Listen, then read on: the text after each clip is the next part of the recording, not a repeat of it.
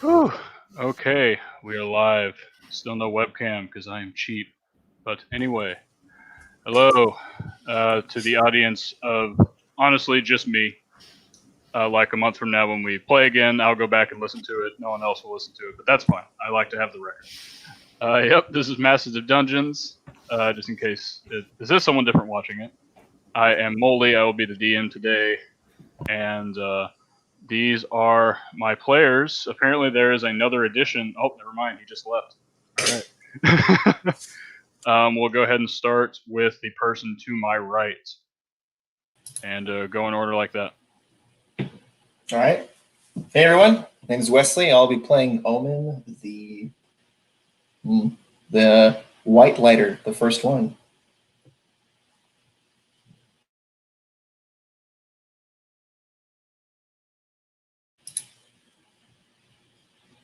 That's your cue, Milo. Hello. My name is Julian, and I will be playing Milo, or as I like to call him, Mini Omen. Hello, everyone! I am Logan, and I will be playing Illios, the Lionheart, Paladin of Vilmater. And I'm Ryan, and I'll be playing Noki, the Gnomish Gunslinger.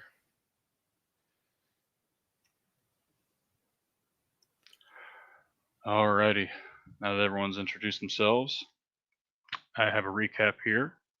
So let's go ahead and get into this because a lot happened last session, and I want y'all to kind of get back in the as we use back in the mindscape of things. Haven't used that term in a while, but back in the swing of things. All right, so last session, starting from the top, Illigith had successfully proven himself to Maliki Stormbreaker, war captain of the Nalakur tribe, and had gained her respect. In response to his resolute display of unbreakable will, she had demanded a duel with the Lionheart, so that she may know his strength herself.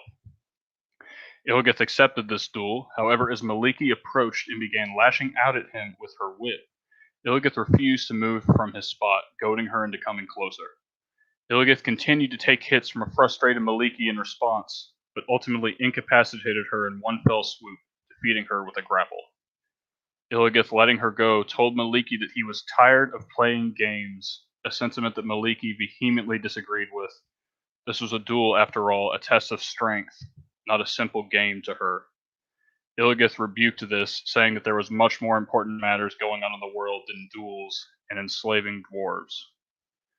Maliki responded curtly, saying that Ilgith had proved his strength by making a mockery of her, but the dwarves were theirs to do with as they pleased by right of conquest. Ilgith responded by saying that she may keep the loot and plunder, but that the dwarves' freedom was non-negotiable, speaking of justice and truth that was beyond her, just as it had once been beyond him. Maliki refused, saying that they are necessary to uphold an oath taken by the Blood Wolf, and that she would carry out his will as war captain. They go back and forth on this point, but Illigith eventually concedes, saying that they will be watched by our people, as in the dwarves, which Maliki took to mean as the party. This would not bode well. As Maliki was repeating the agreement, detailing the consequences if the dwarves were attempted to be freed, Illigith cuts her off, loudly and firmly proclaiming that she is in no position to make demands. Maliki's expression turns cold, but she concedes, calling for the warband to mobilize. Going off on his own for a bit, Nyoki intermingled with the dwarves, asking an elder what had happened to the fighting men. The old dwarf said that those who were capable of fighting and had not yet been killed were taken in the first waves, back to the Goliath camp. Nyoki says that they will stay amongst them and protect them from harm, but the elder doesn't believe they can, looking at the guns that he's carrying, the guns the Goliaths are carrying, and calling them atrocities. As the Goliaths are mobilizing, the party sees a huge cannon, made from the same metal as the guns the Goliath used, being hauled by two dire moose, not meese. Likely would allow the Goliaths to conquer the town as easily as they did.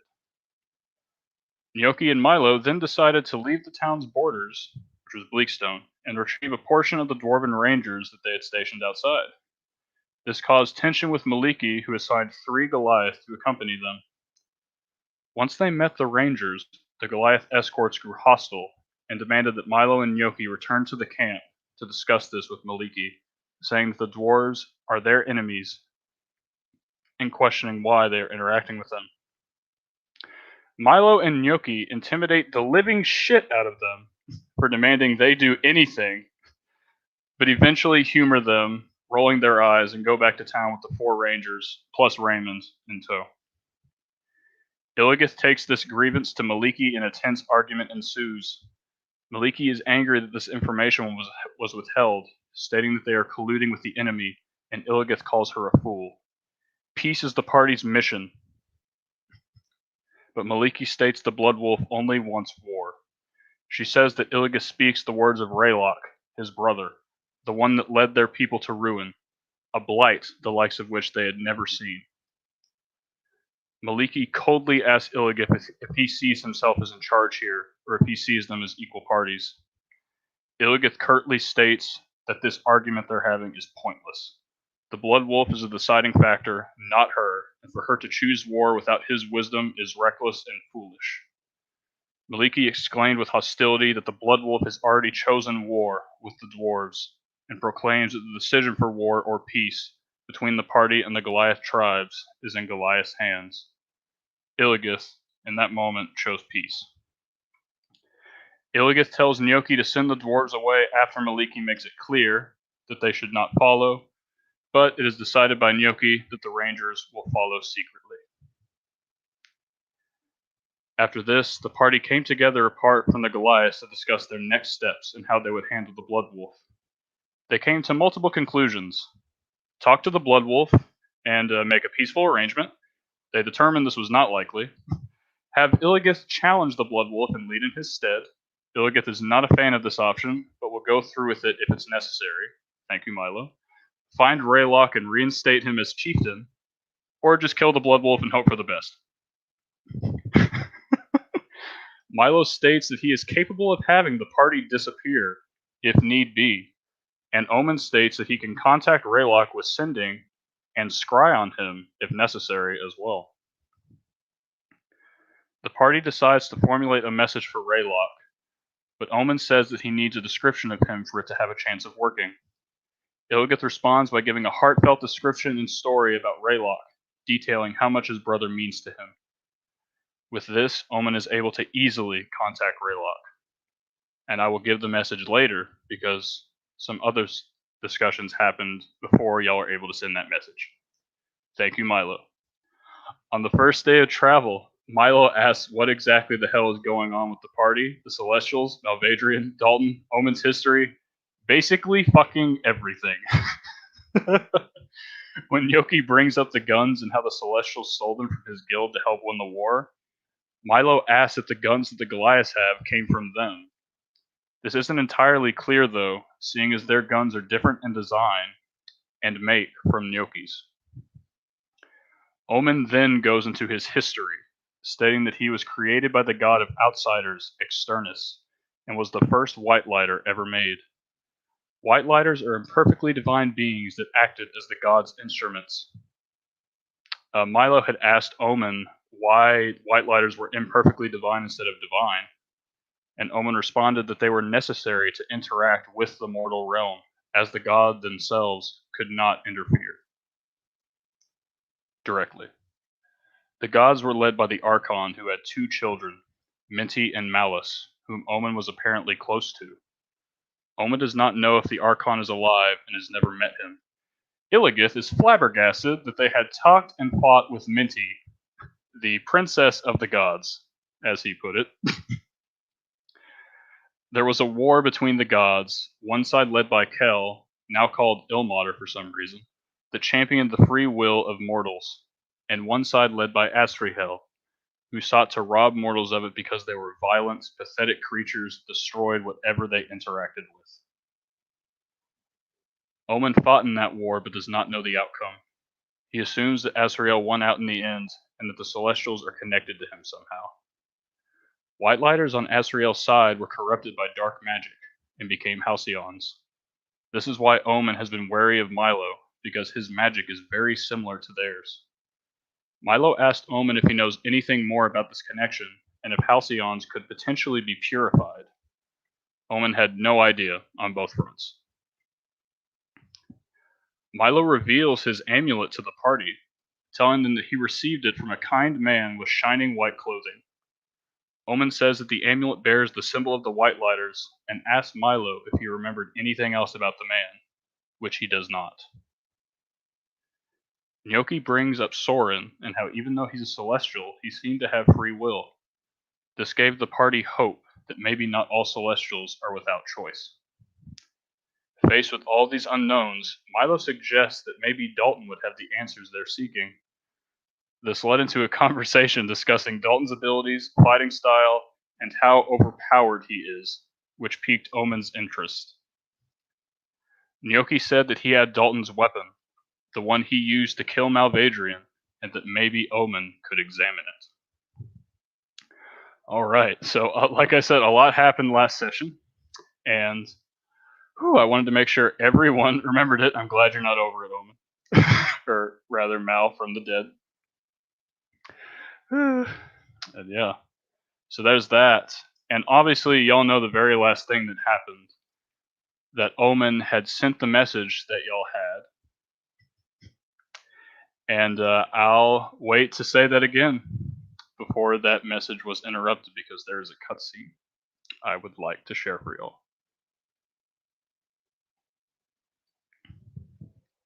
You animated it, right, Molly? Oh God, if only. I'd love that. Alright, this cutscene is entitled Votary. It was a normal morning for Adrian, if not a bit mundane. Even if cleaning the ritual chamber was supposedly a great honor, especially for someone as lowly as himself, he did find it lacking. Surely His Holiness could see the progress he had made, how committed he had become. Surely it's time he... No, you really shouldn't think like that, Adrian. You would have ascended already if you were worthy. Besides, everyone contributes to the Imperium in their own way, no matter how small. After this thought, he stiffened, pausing his hand over the holy sigil he was currently dusting. The twin dragons of Celestia, Ortis and Eurus, stared at him accusingly. He was still referring to himself as Adrian. He didn't go by that name anymore. He had given it up when he pledged his life to the precepts, like his family had done, like Olivia had done. Oh, how he missed her. But she was beyond him now, a true disciple, while he was merely a votary. And after how many years of service? Pathetic. I'm sure she's happier without me anyway, Adrian thought. If I had stayed with her, I would have doomed her to a life of stagnation, to a life without purpose, to a life with me. Adrian abruptly shook his head, clearing his thoughts. What good would thinking of the past do him? That life was gone, for he had received the prophet's blessing, and he was happy for it. He was, wasn't he? This is why you're still a votary. No true follower would ever waver like this. I, votary, must be better. If I truly live up to the vows I have taken, everything will be better. Makes sense. For doubt is the enemy of the faithful. Conquer it, and you shall be born anew under his light. That verse, straight from the precepts, gave him hope that he could be better, that he could one day prove himself worthy of the salvation he had been given, that all the citizens of Celestia had been given. Votary smiled, resuming his cleaning with a new spring in his step. It was at that moment that the holy sigil beneath him began to glow. Startled, Adrian nearly tripped over himself as he scrambled away. Gathering his wits, he looked on in awe as the light from the runes grew brighter and brighter. He dropped to his knees before the sight, prostrating himself. Oh, Holy One, Adrian thought, I am not worthy to look upon this brilliance. Tremors filled the chamber, and he could feel an intense heat as the light grew brighter. He could hear the stone floor beneath him cracking as the tremors grew in strength. The air around him shook violently, as if tearing itself apart. At first, Adrian had been frightened, then he had been in awe, but now he was simply terrified. This was a punishment, he was sure of it, a sentence delivered down to him from the Holy One for his weakness, his remaining attachment, his uncertainty. What had he been thinking? That he would hope for salvation? That he would one day prove himself worthy of it? No, these were just excuses, merely proof of his doubts. In order to change, in order to truly commit himself to the precepts, he had to let go, to submit. And from this moment forward, he would. Amidst the chaos, Adrian, no, Votary, did not pray for forgiveness, did not pray for a mercy that he knew he didn't deserve. Instead, he bowed his head, submitting to judgment. A crack of thunder resounded throughout the chamber, and the trembling, the light, all of it, began to fade. Votary kept his head bowed in reverence, waiting for the chaos to calm completely, but inside he exulted. After how many years no, you, Holy One, have allowed me to confront my failings and grow beyond them. Votary smiled to himself. From now I am changed. I am devoted and without doubt. I am. Whew. That was quite the trip, a tired voice complained. Shocked, Votary abruptly raised his head. In the middle of the holy sigil, now cracked, stood a man in tattered black leather armor. His exhausted face lacked the bronze hue that denoted celestial heritage, but the armor he wore, while Votary had never seen its like, had the golden furnishings of the Imperium, no matter how shoddy he was. Votary was stunned. The man looked around the ruined chamber, seemingly annoyed. He sighed. Man, I must have really been out of it. I didn't even pick the right gate. His gaze turned to Votary. Those dark brown eyes were tired, but they had an overwhelming intensity to them that caused Votary to tremble. You're a priest, right? What section of the capital am I in? Holy One, give me strength, Votary thought. You would not have sent this man before me without purpose, even if he is of impure blood. This is to be my test, I'm sure of it. Votary breathed in slowly, building his resolve. He was different now. He would not question or doubt any longer. He stood. You are in the district of truth, and I am not yet worthy of being called a priest, your grace. I am. Yeah, a votary, I know. I don't care. You all look the same to me anyway. Votary winced. He started again. Do you require an escort to a particular section of the city? It would be my pleasure to do so. The man shook his head absently, letting out an irritated sigh.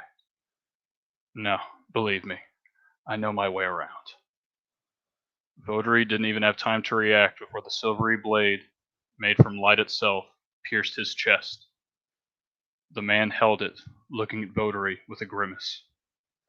Normally, stabbing people where they can see me isn't really my MO. But I've been a little out of sorts for the past few days. You'll have to forgive me. The man pulled out the silvery blade in a fluid motion, puffing away to nothing in his hand. Adrian, not Votary, fell to his knees. The man looked thoughtful. Oh, sorry about this. That old prophet of yours would have been really pissed if I left a witness. I'm supposed to be a secret, you see. The man walked away, hands in his pockets, leaving Adrian staring at the cracked sigil before him. Even broken, the eyes of Ortis and Eurus still bore right through him. They knew what he was. Everyone knew. He knew it too. Oh, I see, Holy One. Adrian closed his eyes, hot tears rolling down his cheeks as he withered away. He thought of his family, of Livia's warm embrace, of the life that he had left behind in pursuit of salvation. and for it he felt nothing but shame. He wasn't Votary. He never could have been. He was always a pathetic, broken, sniveling wretch.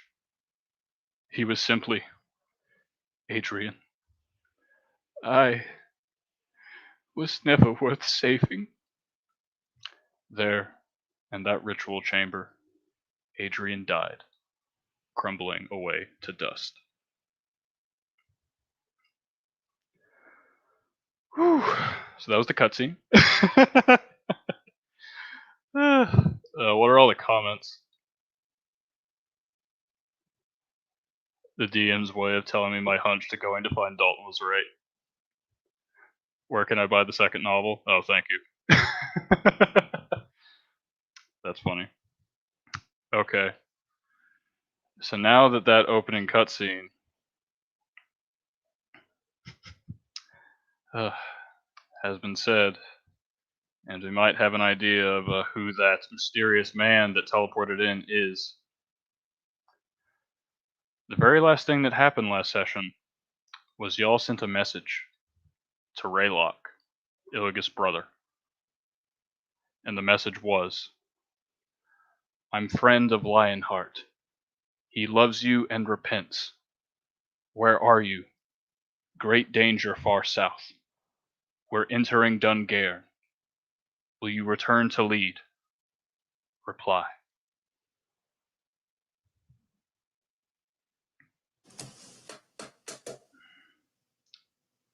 And Omen, fully expecting to return after sending this message to receive one of your own in kind, you weren't able to move away. Something kept you there, connected to that strand of fate. And a voice, speaking in Celestial, responded to you. This is quite interesting. I recognize this magical signature.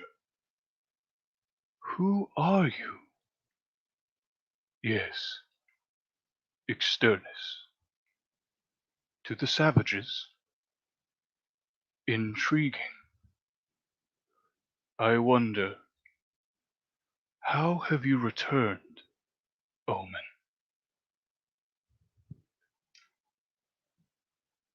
Disconnected from that strand of fate, you are pushed back into reality, Omen, with those words ringing in your ears.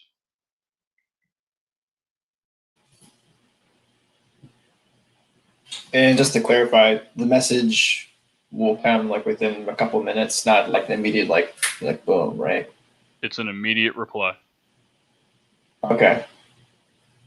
So by the time I like come to, would I have the message, or would it just be, you know? By the time you come to, the message would have already been received by you. Okay. So you've heard it already. Raylock's message? Yes. That was Raylock's message? It was the message you received. Oh, okay. I thought you did some bullshit where you intercepted my like transmission, and that wasn't Raylock. That was some like third party. So that was the message I got from Raylock. That was the message you received. That is, he did pull some bullshit. Your message Yes, did correct. your message did get Pure intercepted. A-grade bull caca. It is still warm.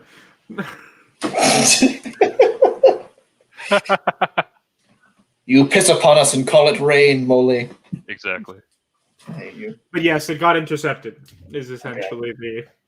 Got it. So the results were, I would know though that this was not a normal response, and Correct. You know that your message got somehow intercepted, somehow. No, this was a normal response, as far as you're aware. So I'm not aware of any weird, like this seems normal to me. Like it doesn't seem like it was a hijacked message or anything like that. This isn't what you expected to hear, but you did connect with Raylock's strand. Okay, can you replay the message one more time? Sure. This is why I would never do good in real life as an adventurer, because I never remember anything that's said. I'll do it outside of the voice so I can do it quickly. This is quite interesting. I recognize this magical signature. Who are you? Yes, Externus. To the savages, intriguing. I wonder, how have you returned, Omen? You do not recognize this voice.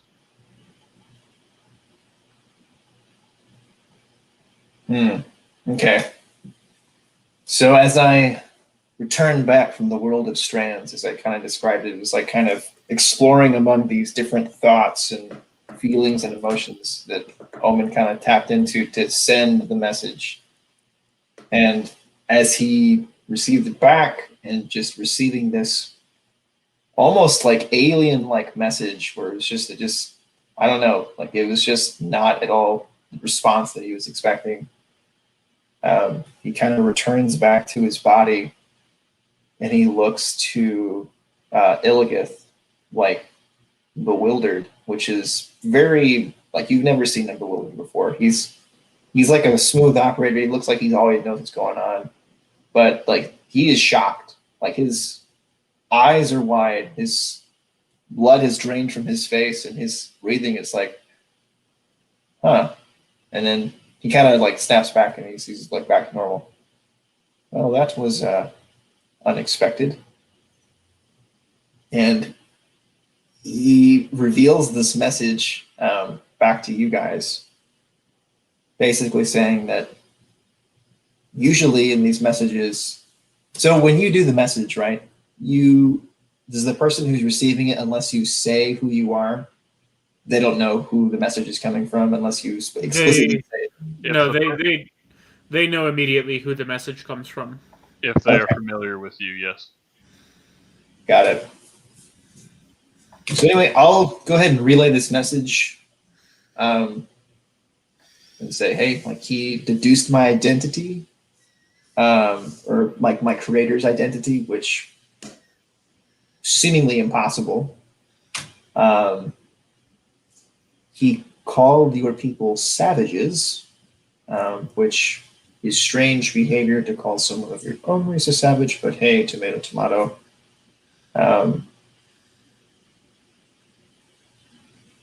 Yeah.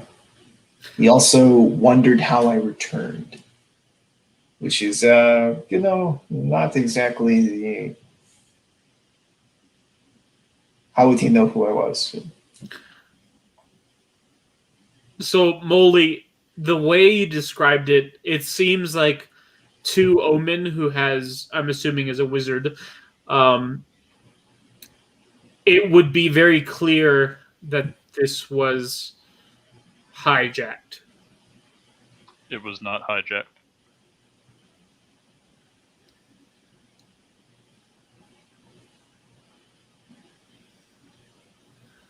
You want to be clear, it was not hijacked. For all intents and purposes, as far as you can tell, Omen, and within the confines of the spell and your magical ability, which is vast, you were speaking to Raylock.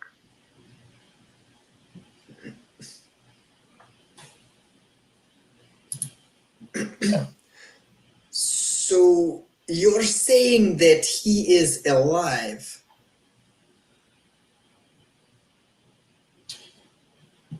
So he kind of like tilts his head and it's like, well, if the spell immediately bounced back and I received no, yeah, he is alive, yeah, and that was his response. Well, then we must find him. I don't think you understand the situation. Okay. Nobody knows who I am except you three.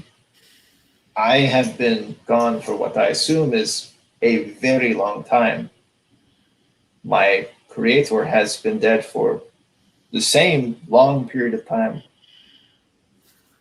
there is no way that your Raylock that you described to me in your story could know anything that he just responded back to me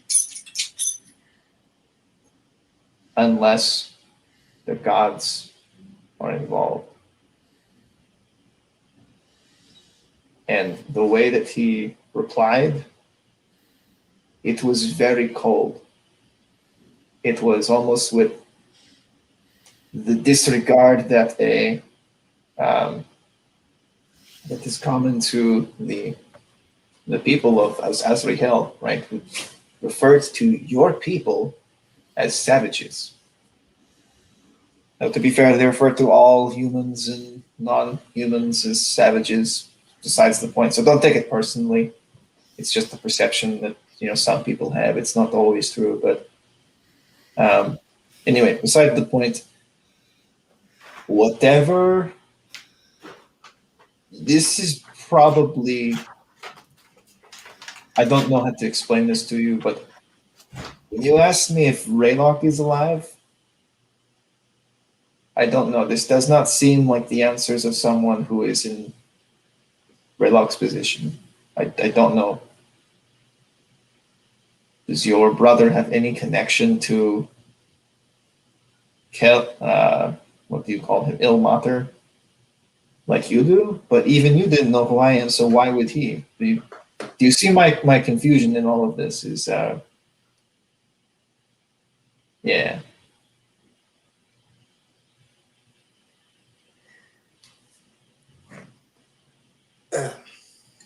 I won't pretend to know the details of your magic, but there must be something else that can be done.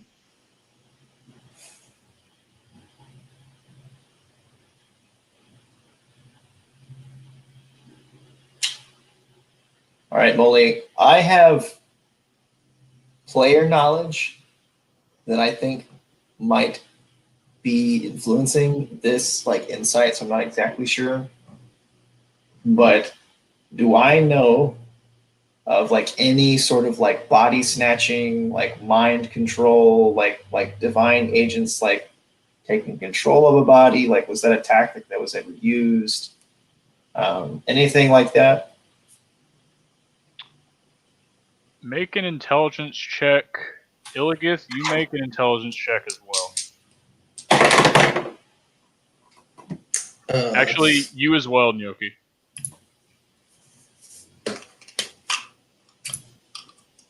All right. This is a memory.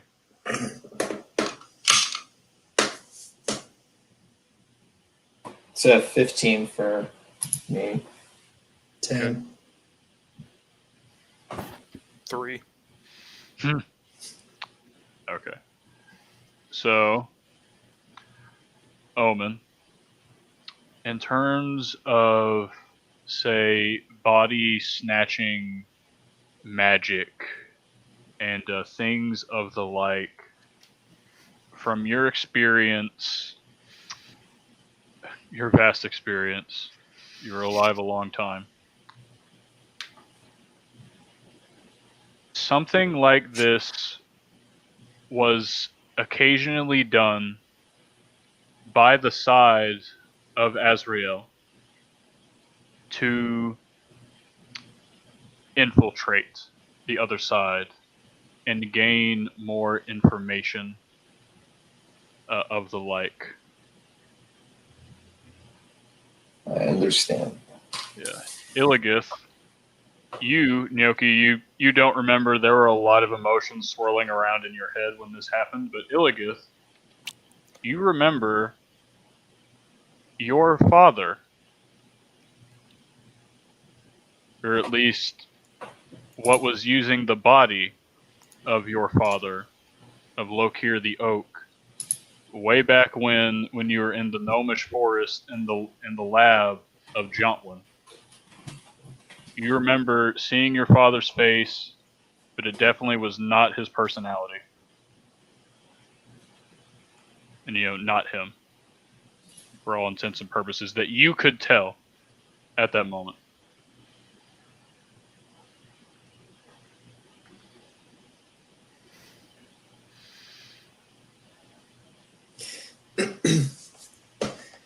It it cannot be. Your spell must be wrong. Maybe not. There is in the war. There were these. We'll call them infiltrators that would. They would come in and they would hijack a body to learn their secrets of that society. So remember, the gods could not interfere directly, and so what they would do is they would send. Azrael would send in some of his agents to, shall we say, inhabit the body of some unlucky bastard, and he would use that knowledge that he gained from him as a way of kind of getting more information, but also a little bit more insidious. He would have them be effectively like sleeper agents that would be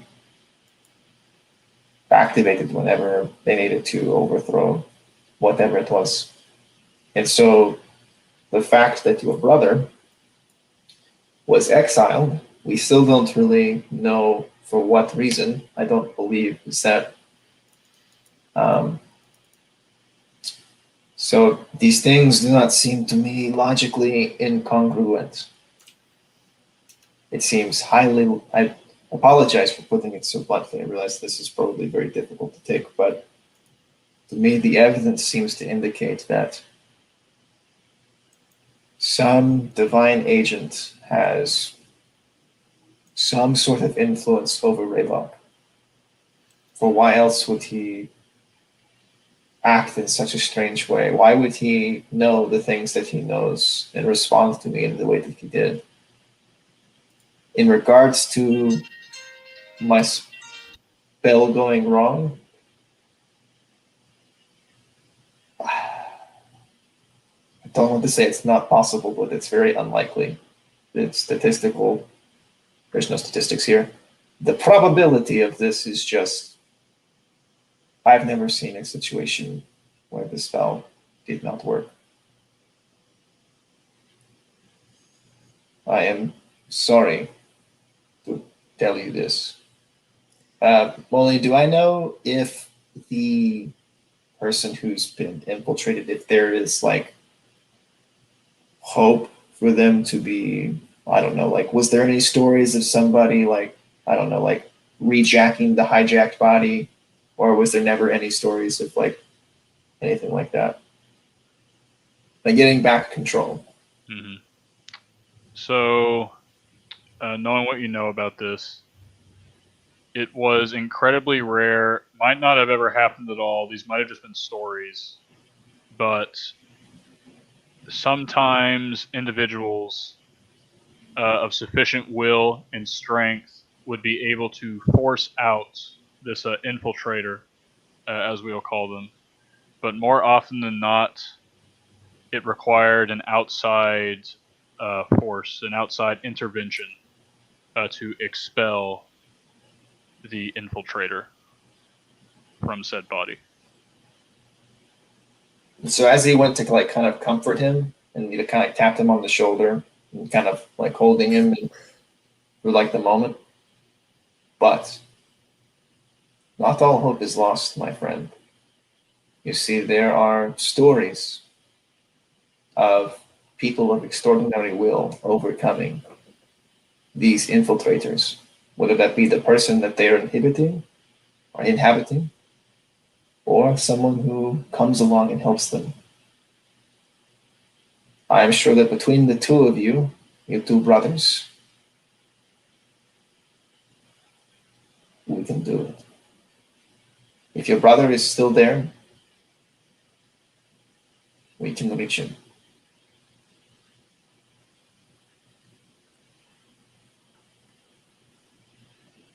So I don't know where he is. He didn't reply with any sort of information about his location. But if he was hijacked in some, I wouldn't use the word hijacked, if he was possessed in some way and exiled from his people, I'm sure that we can find something. What are you thinking? That we do not have much time.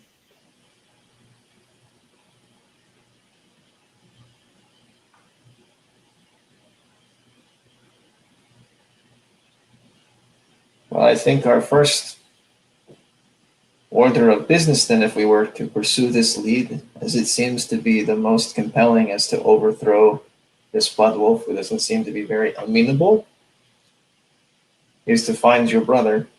And if we were to find him, which would probably be a good idea to figure out why he was exiled in the first place, if he has any associates, if he was acting strange, or you get it. Right? We got to figure out the trail.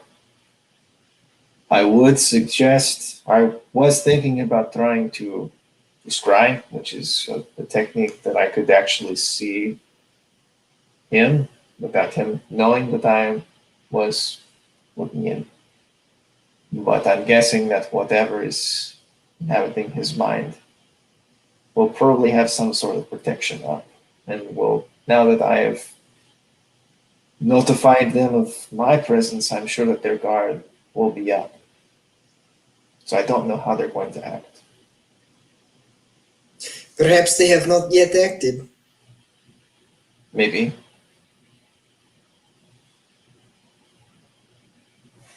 Then we must try.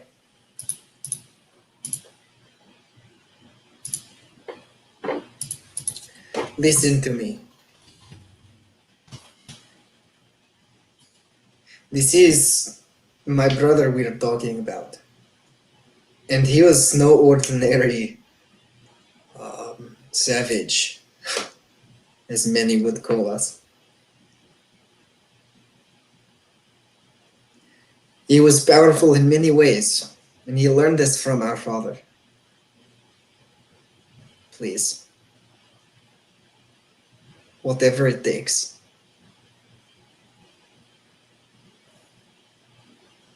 Okay. Milo, would you come here for a second?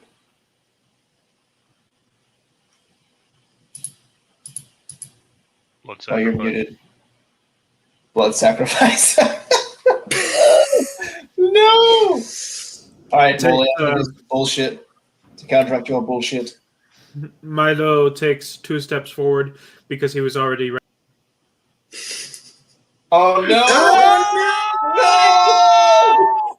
Oh, what? Timing, why? What kind of crap is that? It said it's okay. He's back. I'm sorry. My anxiety went through the roof.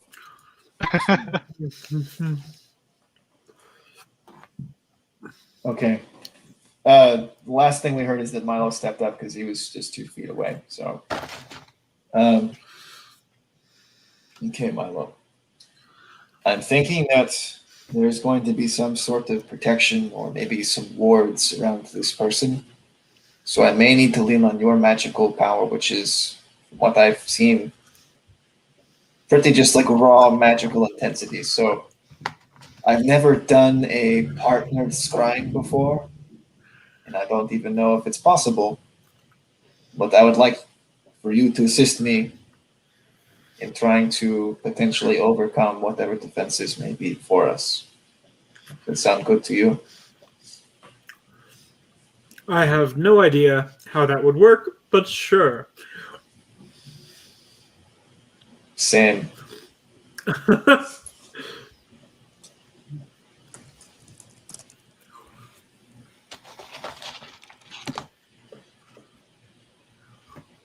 Okay, Molly. We are going to attempt to scry. All right. Describe what you do, and I will let you know. I get completely naked. And I join him. Yep.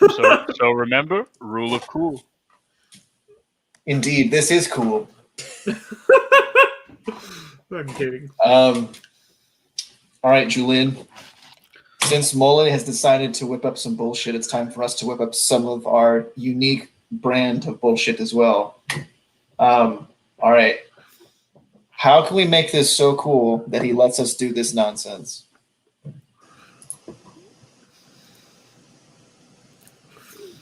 Huh.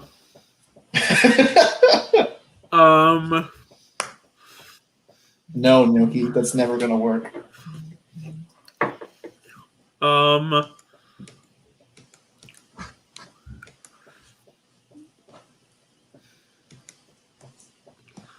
I mean, what's the worst that could happen? He just sees your little scrying orb, casts his spell magic, and call it a day. Or, and hear me out on this, Molly does some bullshit and tries to possess like my orb and like tries to take control of my body, and then it's a 1v3 and I die. Because that's the kind of things that he does. So what if I used you as Molly, like my focus, like my magical battery, and we just come in with a vengeance, like a waterfall of pure magical talent, and just overwhelm him? I don't know if that would actually work. 'Cause I don't even know if you can actually protect against scrying. here, how about this? I'll hold your hand when you cast the spell. And if we see him try some bullshit, I just disintegrate him. And we just try that. I try to. I think you meant disintegrate his wards, right? That's what you meant to say. Illios isn't here in our conversation. We look over to Illigan and he's Twiddling his he's got a thumbs. plan B. I don't know, man. I like that. I'll attempt it. You'll be there as like just a giant magical battery, which is just kind of like a pipe bomb, just waiting to go off. Right. I don't know what I can. I'll give you a spell slot. Like I don't know how I can give you power, but That sounds good. As y'all are kind of getting that together, Yoki, you haven't really said much. Do you have any thoughts on anything that is being discussed right now? I don't know what's being discussed right now. Retweet. no one really does. How do you expect Noki to understand anything when they don't understand anything? All right, what if we get a crystal from Nyoki's gun as a focus? No! And then boom! All right, Omen, the crystal ball. I want to see it. Oh. Also, what if we got Illigith in on this madness? Because, you know, personal connection, divine inspiration. Oh, what's up, Dakota? We're talking about magical bombs. I think you're in Ryan's ears. Hi, Dakota. Hi. Hey, Dakota. Hello. Oh, hey, the fifth player. Nice. All We're right. talking about Dakota, magical bombs. Yeah. Okay, so Dakota, I'm going to need you to look at your phone. You're going to be playing an NPC in just a second. But I'm gonna go watch The Bachelor. You're right. That's more important. You should go do that. Yeah, Molly agrees. It's more important. We've only been working like 4 years to get to this one point. Interesting. If true, Alright. and it is. Love y'all. Bye. Love you. Bye. Enjoy The Bachelor. All right. All right. So, Omen. Back to men's work. All right. Other plan also include Illigith as a divine source of power because it's a divine agent. He is a divine agent. What could go wrong? Shadow Illigith magic, is- divine magic. So, Omen, Illigith make is our okay with being involved in this, but he has no clue what's going on. make an Arcana check, Omen. I'm just going to preemptively use an inspiration on this. Nope. Wasn't right. Never mind. I rolled a 15 plus, like, a lot, whatever proficiency is. 5 plus, like, 24. 11. 24. 9.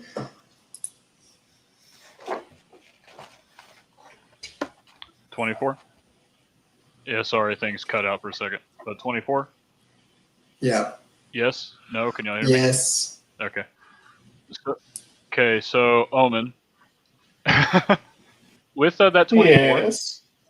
you haven't tried to do anything like this before. I'm listening. Yeah, and you're kind of looking like through your knowledge on like whether this could be possible. And it is. And if you had, say, a spellcaster of similar caliber, Yes.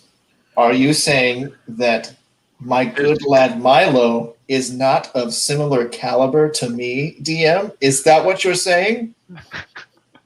Is it? Because if it is, we're going to have a talk. Right, so of similar caliber could potentially tag along if they provide some kind of resource. Mm-hmm. Those who are not so magically inclined, it's not out of the realm of possibility, but such a thing would be very taxing on them. If I know anything about Illios, is that he can be taxed. I'm going to use everything you got, boy. That is a layered joke.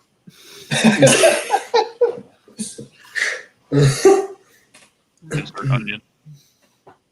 We're going to blue wave this. That joke may not age well, so. Whoa. Yeah. Looks at the camera. All right, Molly. I have one massive magical battery that's like a nuclear bomb, and one divine magical power that's deep like a nuclear bomb. I want to tap into both of these powers. I'll give you a 6th level spell slot. Holy, okay, that's way more than I got, but that's cool. I was just going to use a 3rd level spell. Well, I'm giving you a 6th level spell slot. I'll give you a 3rd level spell slot. I'm going to need 100 HP from you. All of my divine smites. But Logan, what and if someone 100 dies? HP and XP. But Illigus, what if someone dies? You might need that 3rd level spell. I said a 3rd level spell slot, not all of them. Actually, you said you could have all your divine smites, Yeah, that's what I said. which use your 3rd level spell slots too. Yeah, it's like that uses all your spell slots. No. This is why Malvadrian died. He had to get away from Illigus. Illigus, for some reason, you're feeling No, I'm very not. sad right now. No, I'm not. What did Bethany say, Molly? I don't want you to play my character. All right, let's do it, boys. So Illigan, after he's been invited to participate in this ritual, he ruffles through his rucksack and pulls out Is not the time for that. and pulls out the charred remains of Dante's mask, clutching it tightly and placing it near the center of the spell activity with his hand on it. Nice. Julian, I just want to say I love it when something's mentioned and you're like, what? Yeah. But yeah, that's awesome. I did remember you had that mask, but that was like 3 years ago or something that happened. Man. Okay, so guys, describe what y'all do. Or rather, yeah.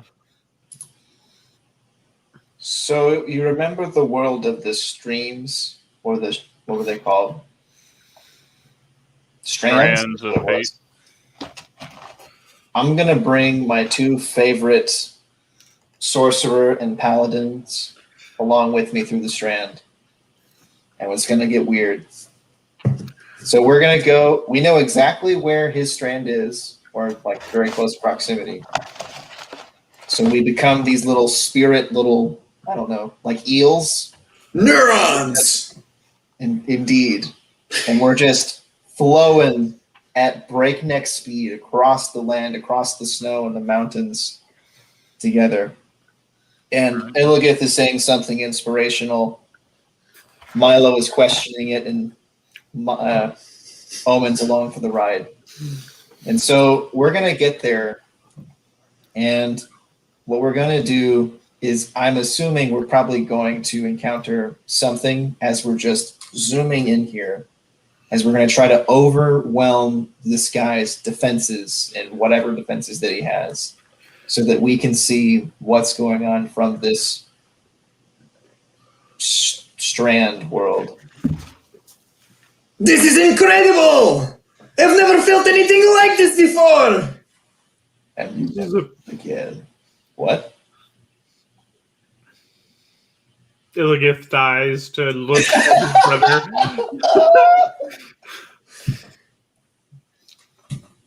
Meanwhile, Gnocchi is like on the outside watching y'all do this, and he's like, guarding to make sure nothing silly happens, because y'all could be in here for 10 minutes.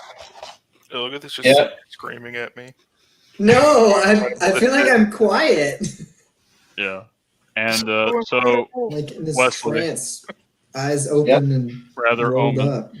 So you would know, because you've cast the scrying spell many times before, that for one thing, usually if you have heard of the target and not actually seen him, you get there's a +5 to the person's roll.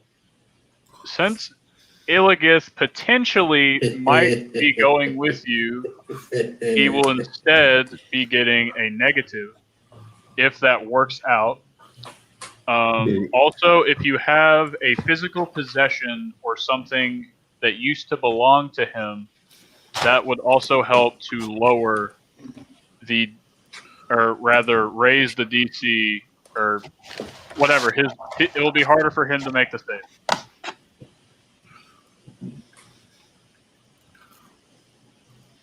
Very cool.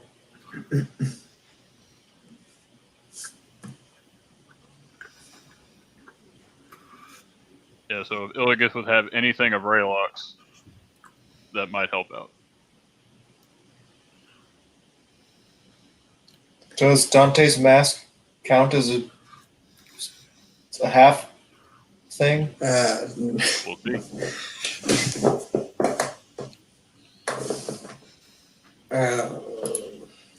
Maybe if you put it on Illigith, it'll spark a connection with him. I mean, the only thing that's coming to mind was how, when I described Raylock to you, was like the way in which they received their tribal tattoos. Each of them like took part in tattooing their sibling. Also, is Illigith the younger brother? I am the youngest. So isn't Illigith himself technically a belonging of Raylock? Yeah, Molly, I mean, I don't know how deep you want to get with this, because, you know, I don't know how... Illigith's basically his property. Oof. So, because it's... Never mind, that's a horrible... Yikes. I'm going to mute myself. No comment. Yeah, I mean, Molly, that's ultimately up to you. Okay. I will... Everything that I think should count, I will take into account when I make the roll. Right. So... Including my 6th level spell slot? Okay. Yep, so... Yeah, so when y'all do this, this is happening. Technically, while this is going on, I'm assuming y'all just go off somewhere where y'all can't be seen. Because at this point, the war band is still like kind of gathering everything and is getting ready to leave. You know, in the timeline we're in. So that's what's happening. So I'm assuming that. So yeah, Omen, Milo, Illigith, go ahead and describe how the spell is cast and what you'll do. I think Okay. I've done that. Yeah, I mean, For Milo, at least, what you would see as he expends the 6th level spell slot is the pool of shadows y'all have seen occasionally gather around him as he's casting these spells will gather again, and yet this time, instead of a destructive beam being shot out, it kind of is gathered and is sent into Omen, is what it looks like. And so just Omen is being filled with his shadow magic. yeah, and one other thing I forgot to describe is as we were like kind of traversing through this world of like that's just like raw emotions and thoughts that are just kind of like brimming, like kind of like for example, like when we originally like left, we saw the amount of emotion, and we actually even saw the aura that came from Illigith that surrounded him, and also just the intense, very like I kind of imagine like the world at night, where it's like there's a bunch of dark spots in less developed countries, but in developed countries there's like a really bright light.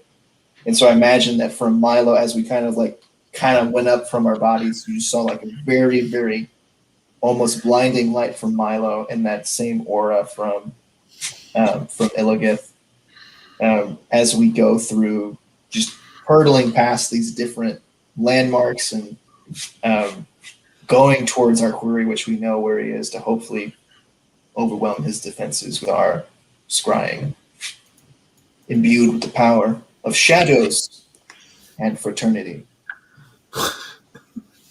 Some may say that we are a secret brotherhood. If we combine, okay, I'm going to stop. But you get it.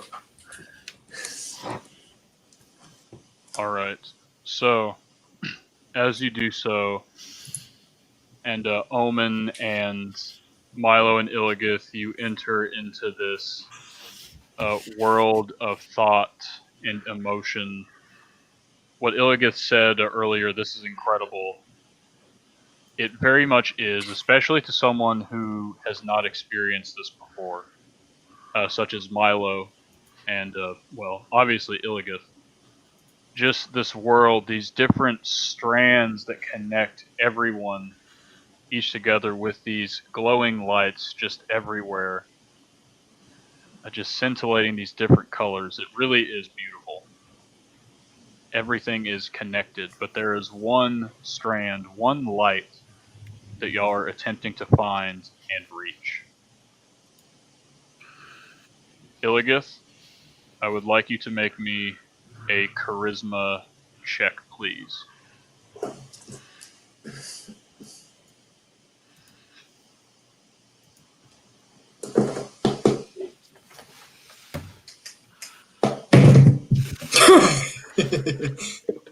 God damn it. I'm sorry, Molly. I can't. Yep. Yeah. It's okay. I get it. It's fine. I'll just assume every roll you make is a natural 20 from now on. I won't even bother. Why do you even ask him to roll dice? This is my brother we're talking about. It's a role-playing game, Molly, not a dice game. That's a layered joke too. All right. I hate it. All right. So Omen and Milo, y'all feel, pretty much at home. There's not really any struggle at all. But Illigith, as they're traveling, kind of like this mock speed over this realm, you start to kind of lose your grasp on reality, and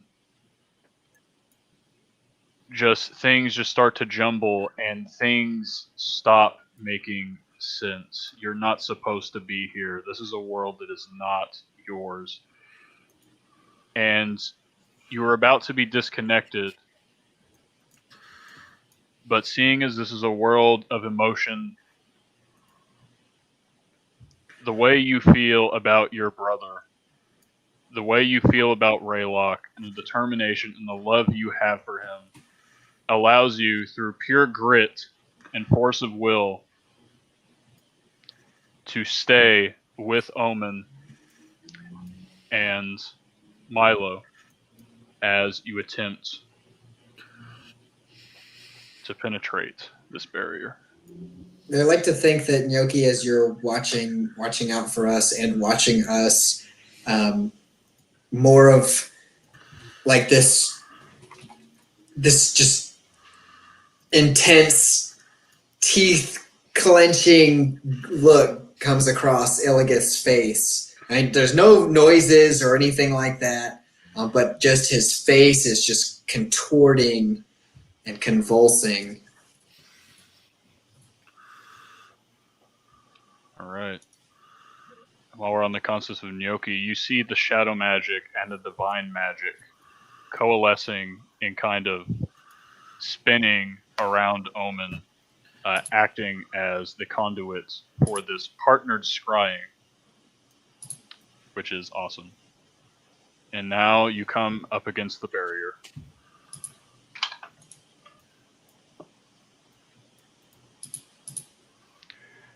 And when you come up against this barrier, it shatters. And you all... It's like you're standing there, but it's like you're not. You're in this world of emotion, this realm in between, and everything is clear to you now. But for a moment you don't think that because you're not in a place that is incredibly well lit. You look around, you are in this study, it seems like. This place carved from stone and rock. All utilitarian, no ornate designs, no nothing. And near you, at a rather large desk, there is, well, a large man sitting there at said desk. Feather in hand, writing. This man is large, he is pale, and he has the tattoos that you would recognize Illigith as Raylock the Owl, Raylock of the Thunuk Avon. And he is sitting there at this study, sitting there writing.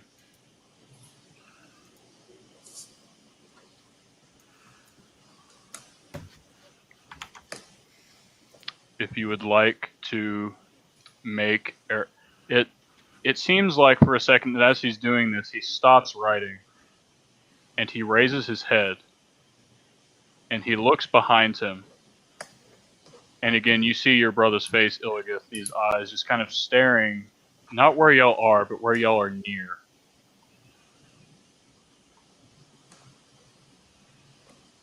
And then turning back to what he was doing, writing.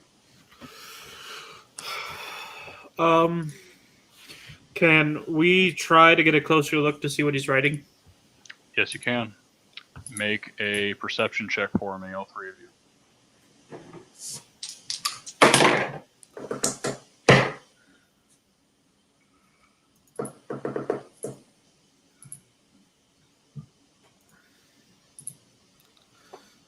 That's an Illigith 8. is Illigith is less interested in what's being written, and more or less in awe that it is his brother sitting there before him. Yes, I and rolled like a 9. Gotcha. And I did not describe this, but he is wearing robes that you have seen before, that y'all have seen before. Not Milo, but y'all. Illigith. Well, actually, not even you, Omen. He is wearing those white gold robes adorned with these twin dragons of Celestia.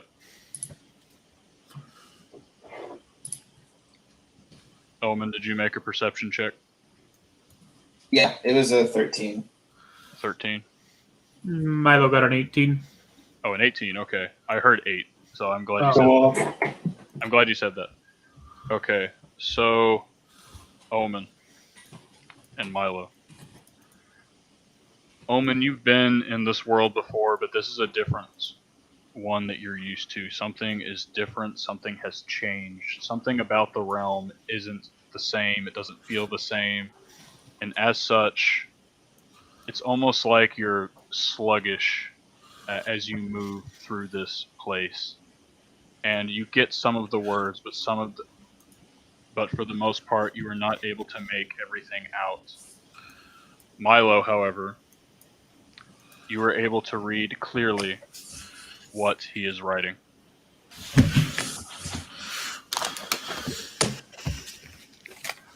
I have stumbled upon a piece of information that is quite intriguing, to say the least.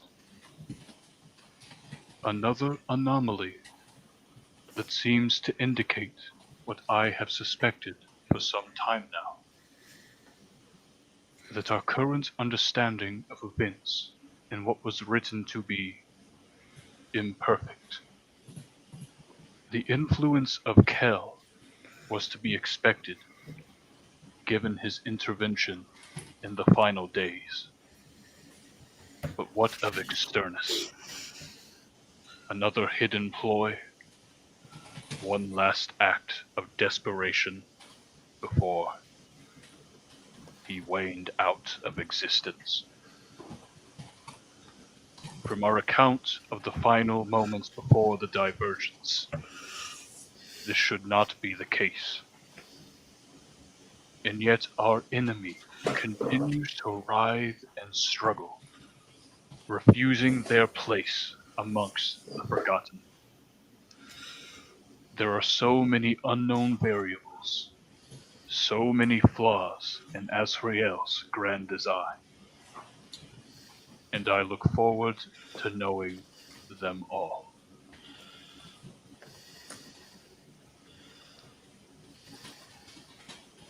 I must contact His Holiness. He will want to know of Omen and the whereabouts of the Chosen.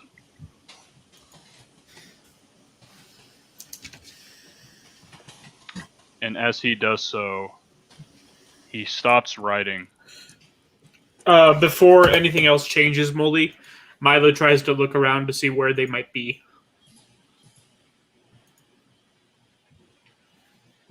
If that's possible at all. Like, looking around in terms of, like, topography, is there anything that is obvious, like, landmark-wise, or... Okay, so where y'all are right now, like I said, this seems to be kind of a small study, like maybe a room he would like go off on his own here, and it is carved out of rock and a stone. It is not very fine. It is definitely utilitarian in nature, but it does have a craftsman feel to it. I guess someone experienced carved out this room. There is a door or a passageway at the far end of the room. Because you have to stay within 10 feet of him, if you would like to make a perception check to see if you can notice anything outside the bounds of this room, you can. Yes.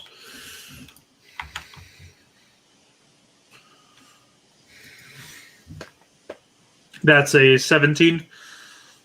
Okay. So, kind of forcing yourself to the limits here of the spell's capability, you were able to get an okay look outside of this room here. You see that everything here is similar in nature and design. These hallways, you can see torches adorning the walls. The place feels cold. and often strange. And you can see kind of in the distance here, Milo, an individual approaching the room. As it gets closer, this individual is short, stout, and muscular, wearing kind of this black breastplate with these robes kind of adorned, and you can see on his back the handle of an axe. As he approaches the room further and makes it to the door. What's up? I was asking if I recognize this individual, as in, is it someone I know? Yep, so as he enters the room, Milo, you can't take your eyes off of his face. You don't see a face, but you see a mask. A mask made of a strange black metal, this black material. And behind the gaze of said mask are these two glowing red eyes. Milo, something rumbles within you. A feeling of fear and hatred all mingling into one. You don't remember what he did, but you know that Kronos was responsible for the things that happened to you. And this individual steps into the room, walking right past you, Milo.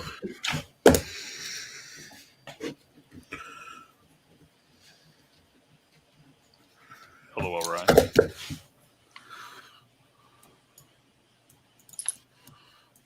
Alright. Anything you say or anything you, how you react, Milo? I can't. I'm just an orb. Yep, this is true. Wait for that. Illios, you might be looking at Raylock, but as this individual comes into the room, what you put in the chat, yes. That is the anti-paladin-esque figure that you fought in the mountain pass on your way into Marangol.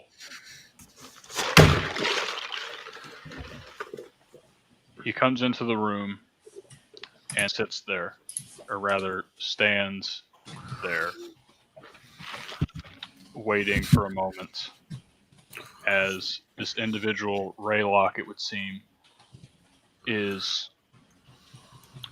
seems to be casting some kind of spell, making the motions, the sounds. Beast not house. You can hear the humming in Celestial as he does so, and the individual Kronos is waiting for him to finish.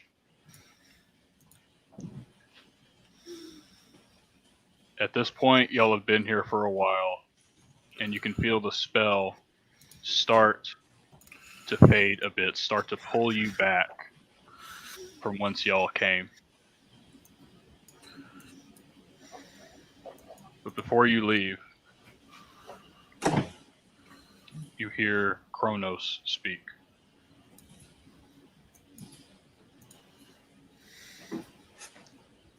Amadeus, what did you see? What has happened?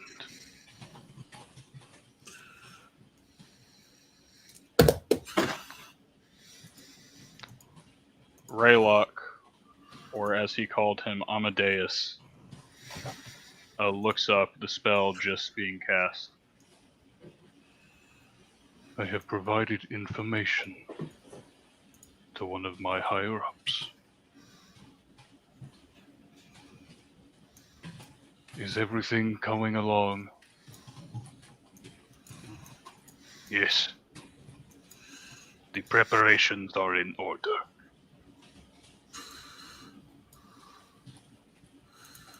I will have them sent out shortly to retrieve what we have been promised.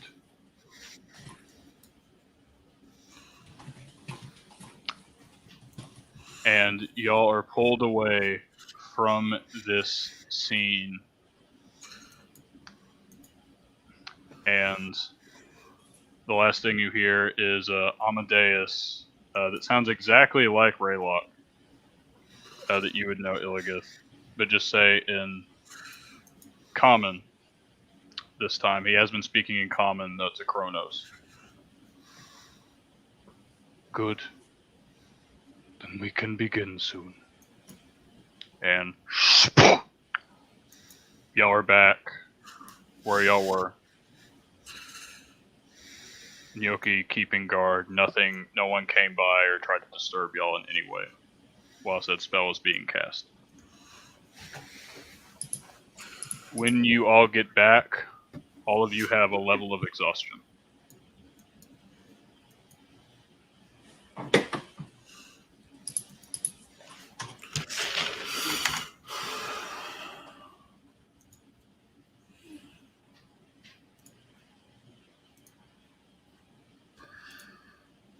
Lol. I rolled to see whether or not Illigith passed out. Natural 20. I hate you. Illigith did not pass out. Oh, and also, I realized I was being kind of vague with some of those last statements. One of the things that Kronos would have said, because he was being rather vague, we will retrieve what the savage has promised us, is what he would have said.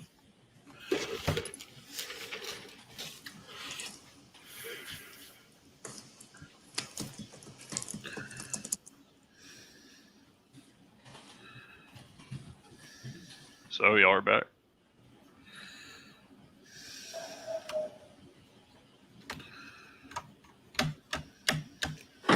Yeah, so as soon as Omen gets back, he goes and he looks at Milo, kind of taken aback, because the normal bounds of the spell does not allow you to leave the perception of 10 feet. But Milo was in some way able to go beyond that limitation. Beyond plus ultra. Indeed. And he would look at Milo and he would tell them exactly that, like normally, like this is not possible, yet somehow you found a way. You are truly amazing, Milo. Such potential lays in you. So, as you look at Milo, his face is a mixture of rage and disbelief, and the shadows around his body haven't left yet. And you see at the end of its growth now, along the crack on his body, a horn has grown from his head. And the shadows sort of fade, but the horn remains.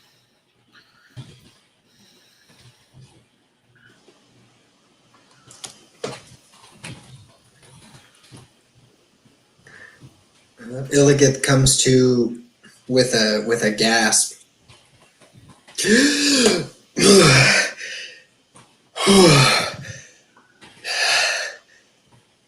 Yeah.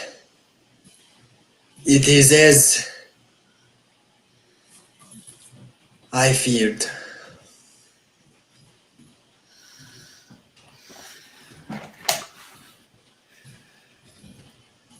I was not chosen by Ilmater by some happenstance. It is now that I understand.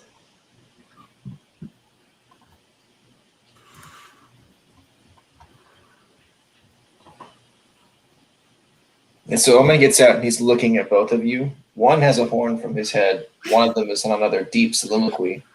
And Omen's just kind of has a straight face on, like, this is just another Wednesday. You know, this is just what happens when we get together as a team. And he kind of looks to Illigith, and he kind of looks at him like a dog that's like seen like a weird or heard a weird noise. And it's like, I suppose that it would make sense that honestly nothing makes sense. Also, why is there a horn coming out of your head? Looking at Milo. Completely ignoring the question, Milo says, the man in the mask. We need to find him and kill him. He did this to me. And I have seen him before. Really? In the mountain pass as we approached Maringol. What was he doing there? Attacking us. Huh. Did they appear from nowhere? As the Celestials have done with their stupid magic transportation. It's basically cheating. I do not recall. Hmm. But he did summon a giant golem to fight for him, deal his bidding. Do you have any knowledge of this being? He looks to Milo and asks, What is he? I don't remember. I can't remember. Hmm. So, Julian, would you like to remember, or would you like to save it for another day? You can do what your character wants to do. I'm asking you if you're ready to uncork that can of worms, boy. We're already in this deep. Do it! What I have no desires personally. What would your character do, Wesley? Well, my character is intrigued by all knowledge and intrigue. It's redundant, but you get it. All right, Molly. My lad. All right. So there's this spell, 5th level, called Modify Memory. I was thinking about if there was a way to kind of combine Modify Memory with a Dispel Magic to see if there's some sort of block.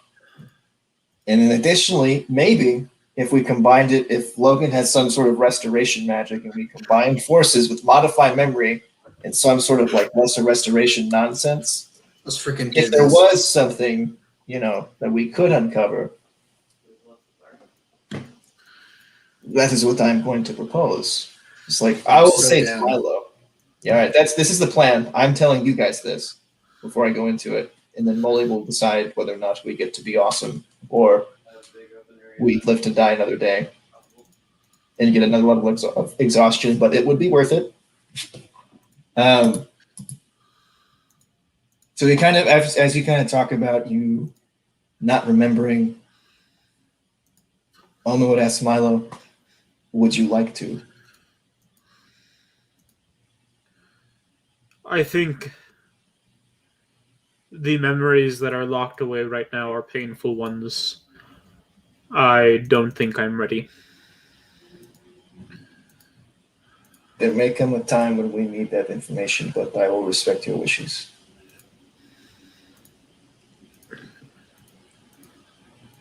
It is also important that you remember we are here for you, Illigith says as he puts his trademark hand on shoulder.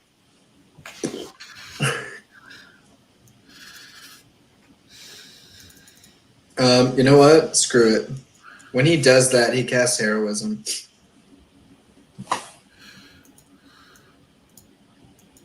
You shouldn't have done that.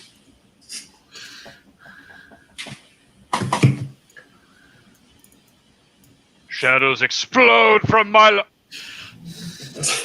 As all of his repressed rage comes boiling forth. Yoki, who's been waiting for this moment since the beginning, puts a bullet in between his eyes.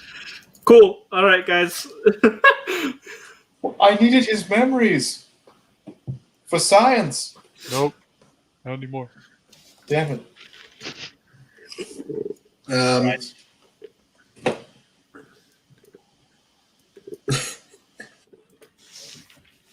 Oh, and Ryan? Something you put in the chat earlier just has me curious. I don't know what you mean. When you said, what You can info ignore did it. he send me? Yeah. What do you mean? Who? He said he sent it to his agent, his undercover agent, from the spell. Uh-huh. I was trying to make a joke and it wasn't funny. Oh, I got you. Ole likes unfunny jokes, so you're in luck. Why don't you explain to him why it's funny? That's okay. I suppose so. It works eventually. Nice. All right. Ooh. To be fair, I needed context for that joke. But yeah, so our goal was to get some sort of information on like their location.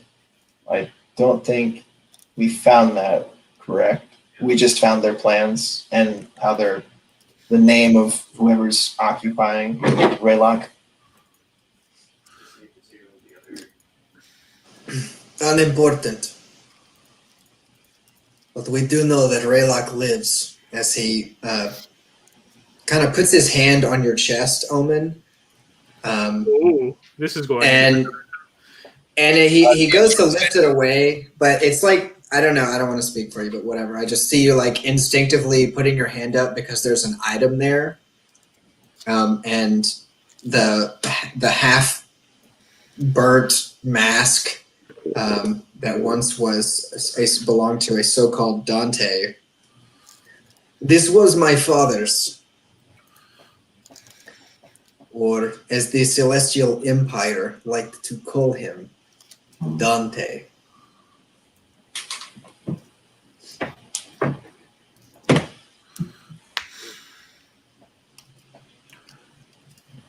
He ambushed us when we journeyed to the realm of the gnomes, attempting to stop us there. We had no choice but to crush them.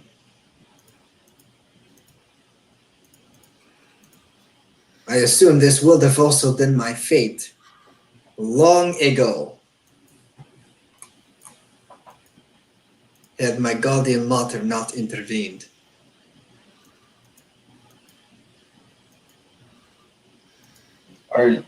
Are you saying that you ended your father's life?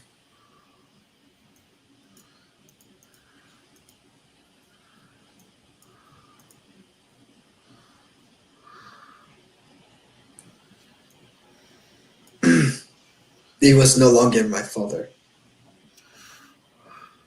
Externus looks like, again, most of the time he's kind of pretty, like, not super emotional. Externus? Whatever. Yeah. What of it? Actually, you're not supposed to reveal that for another like 10 sessions. You know what? You said externus, Wait, what did I say? not omen. Rip. That was no. All right, let's slip of the tongue. all calm down. Freudian slip.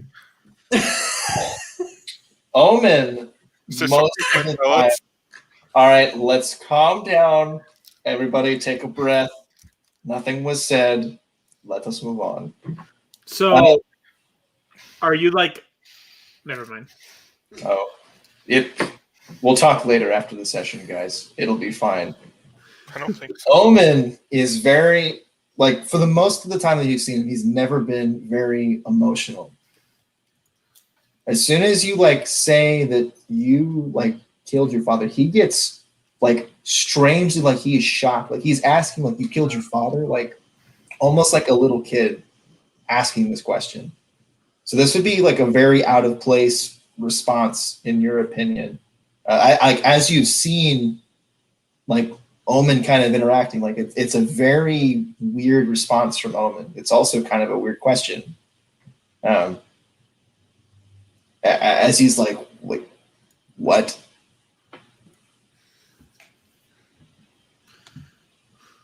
And I forgot if you answered because all the stuff that just happened.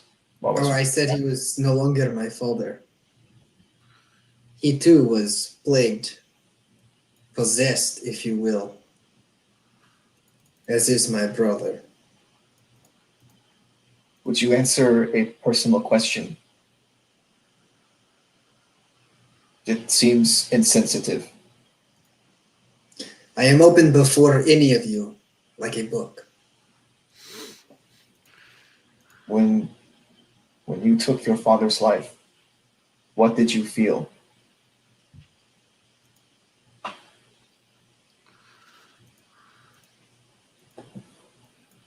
Please tell me.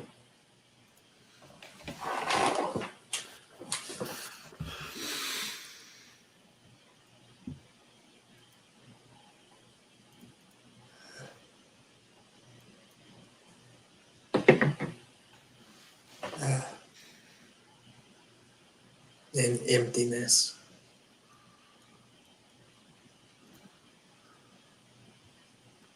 In response, oh, sorry. A hole was created in my mind that can never be filled again.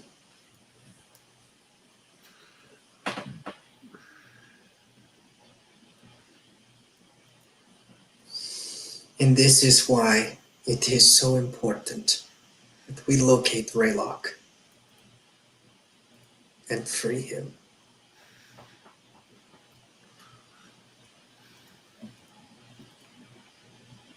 So in response to this, when you said the emptiness, part of what you said, Omen looked like desolate, like just like crazy sad.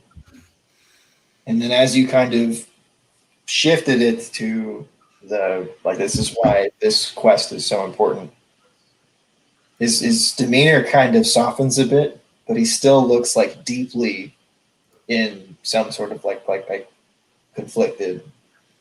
He kind of like looks down, looks around, and looks back to you. I think I'm beginning to understand you.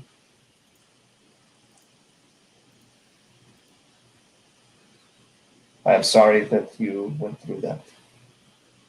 And I will do all that I can to help you reunite with your brother so that you can fill the empty void in your chest.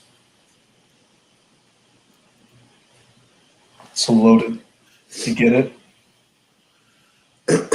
Illios,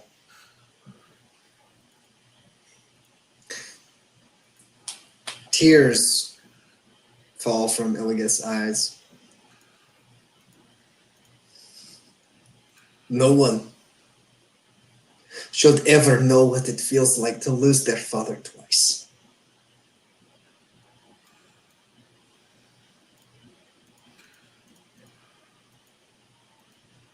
He just embraces Illigith.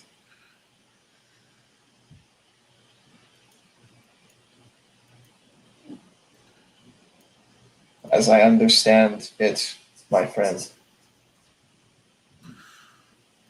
you have, although he may not be your earthly father, Kel is known by some in heaven as Father, and it seems his touch on you is that of an anointment that he would give to a son. As the created being of a god, I see much similarity between us. I don't know if this is comforting or not, but you do have this.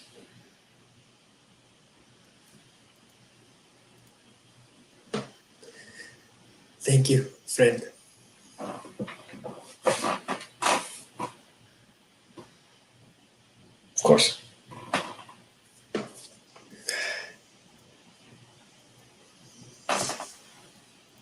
No more talk of sadness. We must Indeed. develop a plan.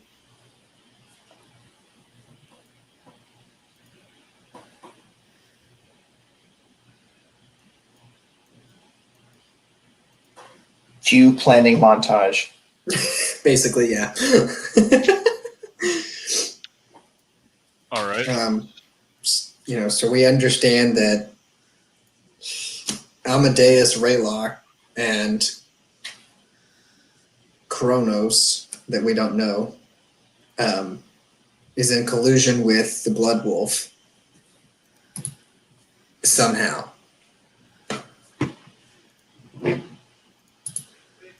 So not only do we have to defeat the Blood Wolf, we have to get information from him in terms of where are they. Correct.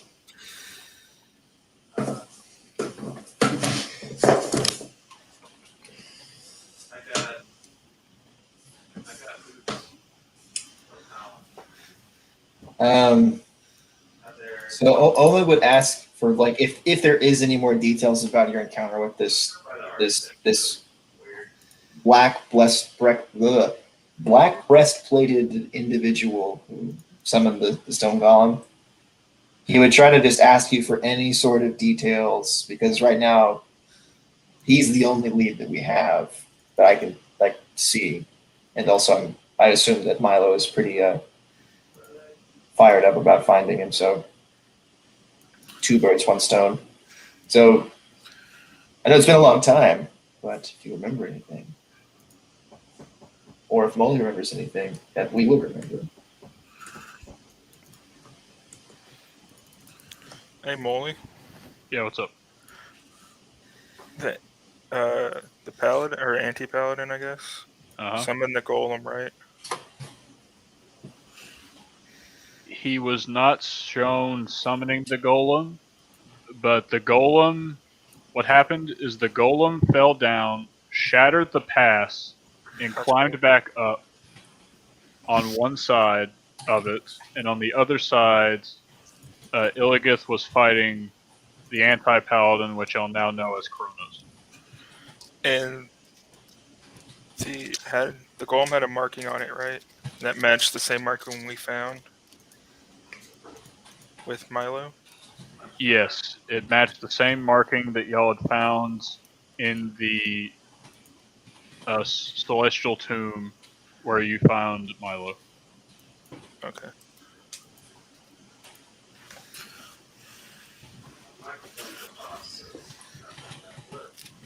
Everything's coming together.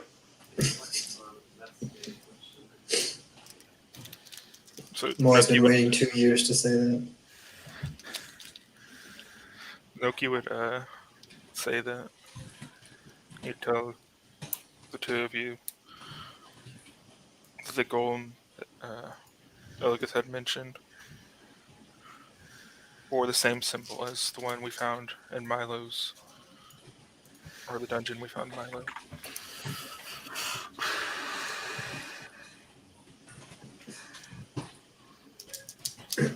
Other than that, he does not have any information.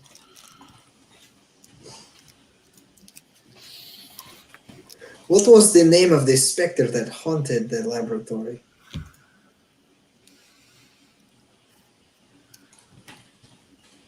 I believe you were the only one who was actually there. Huh, I guess you're right, shoot. Oh, Omen was there? Yeah, you and me were there, Noki. Remember we came through a portal? We came Yeah, in so late, it but was- we didn't like talk to the spirit or anything. Oh, that's true. Yeah, we came in late. We You're came right. in and like killed him. Hell yeah, we did. Yeah. Since Illios and Soren couldn't. Hey. Be clinks. Yeah, Milo often by freezing him, I believe. And then Milo hit us all with the friendly fire. Definitely won't be the last time. If you ever Cone of Cold me, I'm gonna die. I don't have that many hit points. If you ever kind of cold me, I will shoot you. Yep. If I recall, he never mentioned his name. I have it written here, but in my notes from like a while ago, but he never mentioned his name. Can we contact Soren? You can try. Okay. I cast sending on so. I'm kidding. I pull out my sending stone. No.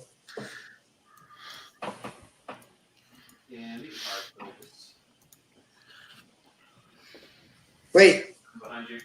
The unstoppable. Wait. 5 seconds. He said the name Kronos.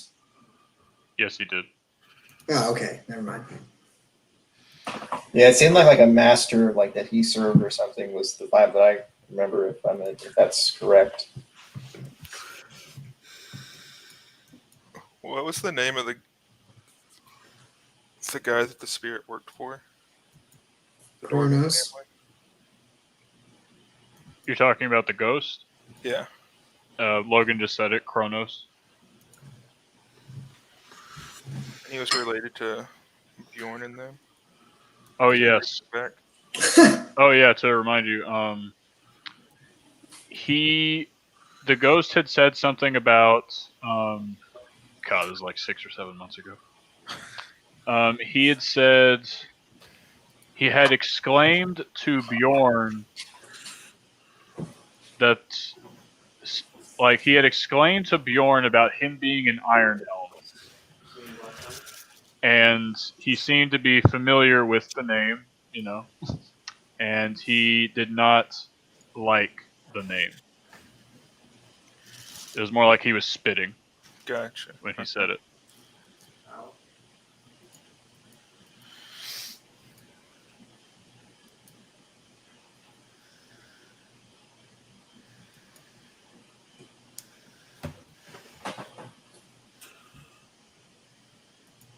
I wouldn't mind restarting it, honestly. Noki would just say, I'm unaware of where to start finding Kronos, other than with the Blood Wolf. Yeah, that's what Milo's thinking as well. Yeah, because he did say something about getting what the savage had promised him, right? Yeah. Well, We're on the right track. What this means is we have to get ready for a fight then. my guess is multiple, and perhaps a few betrayals along the way. I'm okay. I mean, what? Good knowing you, Milo. Oof.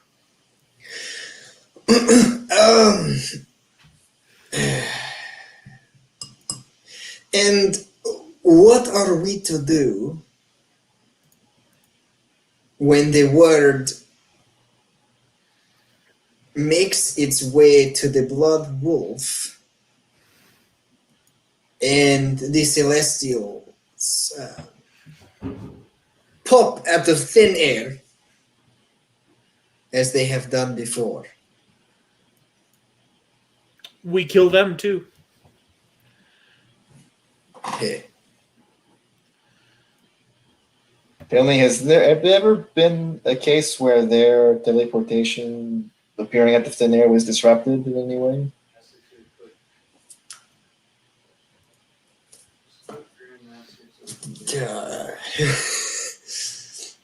Yoki?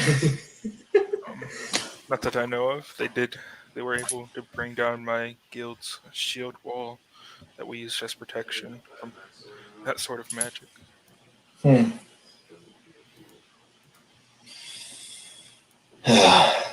My guess is there probably isn't an easy way to do it. Best guess would be asking Soren. Or, I guess, his father now.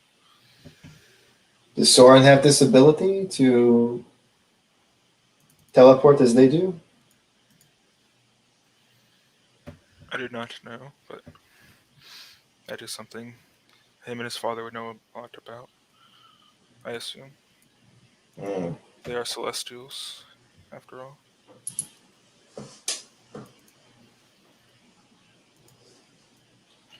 Maybe it is time that we consulted with Soren on this then. Otherwise, we are setting ourselves up for failure. Yeah, I hear that throne rooms aren't exactly y'all's best place to fight, given history. Fucking rip. Indeed. I have no history with throne rooms. You little bitch. The matron. Technically, you could think of the first battle with Dalton as a throne room battle because we were in the. Anyway, doesn't matter. Gnocchi, make an intelligence check with disadvantage. Leave my plus zeros out of this.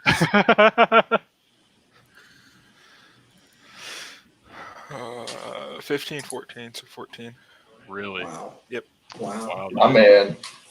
Okay, so Gnocchi, you were, as I said, a tad emotional when, Dante teleported in and you had just learned some information that, your father figure was under some kind of curse. You weren't in the very best of moods. And so you kind of unleashed hell as soon as Dante came in. But you remember, kind of through the rage, that when Dante and the Seekers came in, uh, and this is because you said specifically that they had taken down your shielding. When they teleported in, the huge Anacalcum crystal that was uh, serving as the power source for said shield was broken. Right.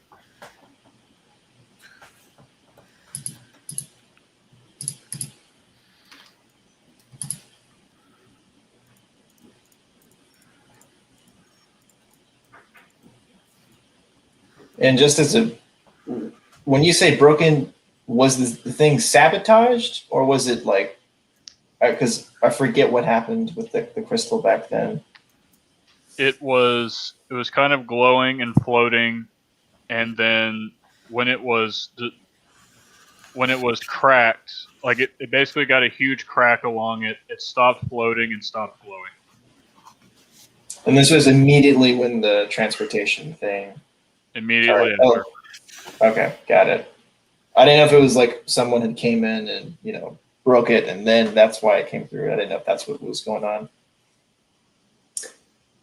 Well, I mean, I'm not entirely sure about this, but wasn't Hequist, like a possessed Hequist, involved in like sabotaging the crystal?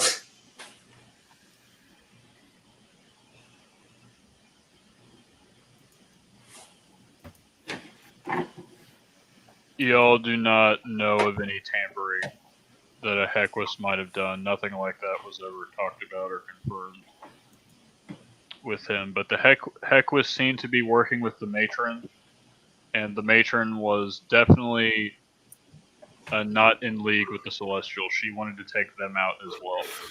Yeah, she's the one ally that got away. It's a joke, ish. The Lich King is never an ally. Not with that attitude. You know how badass it would have been to have. Anyway, I'm getting over it. It's fine. Unlimited power.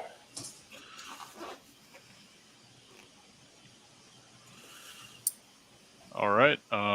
Y'all think y'all are done discussing what y'all can today? Yeah, I think for today, I think we're definitely interested in if there was a way to disrupt the teleportation, whatever source of information that might come from, that would be super cool. Because otherwise, we're just setting ourselves up for another throne room scenario.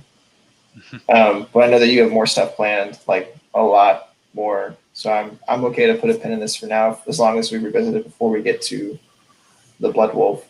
Yeah, so y'all have a week of travel before y'all make it to Dungarn. So there are opportunities to revisit this.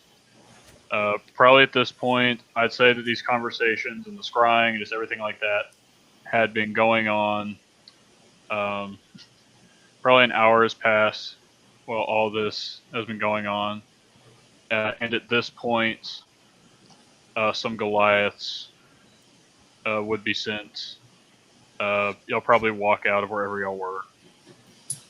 But if not, some Goliaths are like trying to find you, eventually find you, and eventually Maliki, Stormbreaker. All the supplies are rounded up. Let us move to Dungarn. And as y'all are kind of leaving, I want to let y'all know kind of like the formation in which the Goliaths are traveling here. So they're essentially going to be traveling in a diamond formation with the dwarven citizens that are being transported. Like they're basically surrounding them on all sides. Okay? In a diamond formation, moving outside of Bleakstone. Maliki, of course, at the front. Y'all can decide, where exactly y'all would be in said formation when the travel begins.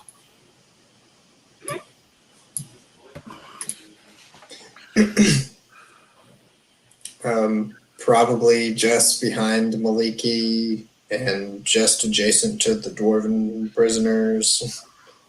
Okay. Yeah, so there are about 40 Goliaths. That's including Maliki. All of them have guns. There are about 100 dwarven civilians. This is the last wave.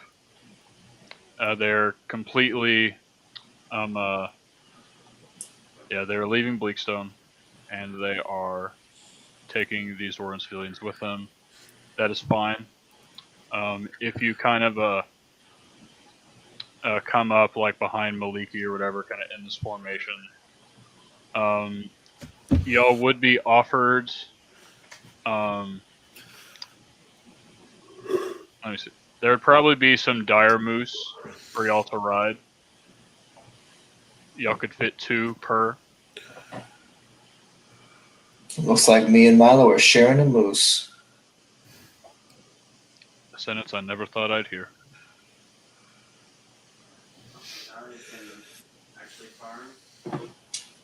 Alright, I'll assume Illigith and Yoki on the other. I'm Yeah, kind of we're gonna taking keep our this. eyes on the dwarven citizens at all times. Gotcha. Alright. Illigith, as y'all kind of situate yourselves behind Maliki, she kind of looks over her shoulder, gives each of you a cold look, and then looks ahead and doesn't say anything. Illigith rides closer to Maliki than he does to the prisoners. And just as before, when we were talking to Havoc, Illigith begins to make small talk as he does with Maliki.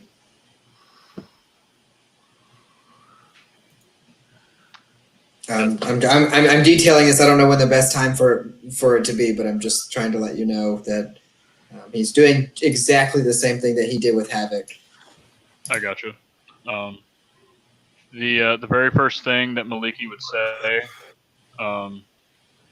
would be, should take about 7 days to reach Dungan from here. It is easy to travel the roads these dwarves have so thoughtfully crafted, but that will not last for long. I assume you know the terrain, and it is not nice.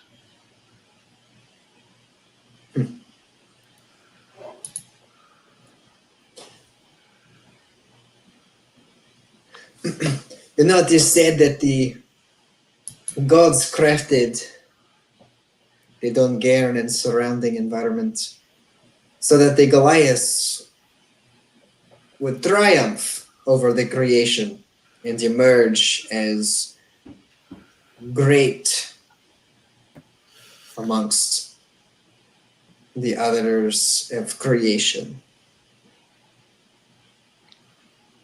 Not looking at you, still kind of looking ahead. The gods have definitely tested us as of late.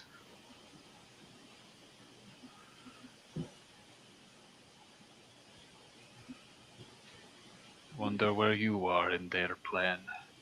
And she kind of says that with disdain.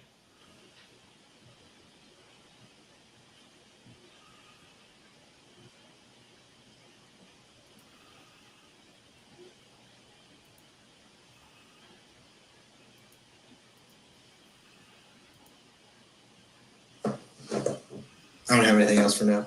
Gotcha. All right. So, with that, yeah. So the first day of travel, when y'all leave, I'll say I don't remember exactly when y'all arrived in Bleakstone, but I'll say by the time y'all are leaving, it's probably around 3 o'clock, and so you get like a good 6 hours in. Maliki is definitely correct when she said the roads are helping out here. The terrain is not the most hospitable because of the roads these dwarves have crafted. You are able to move pretty quickly, and the first night arrives.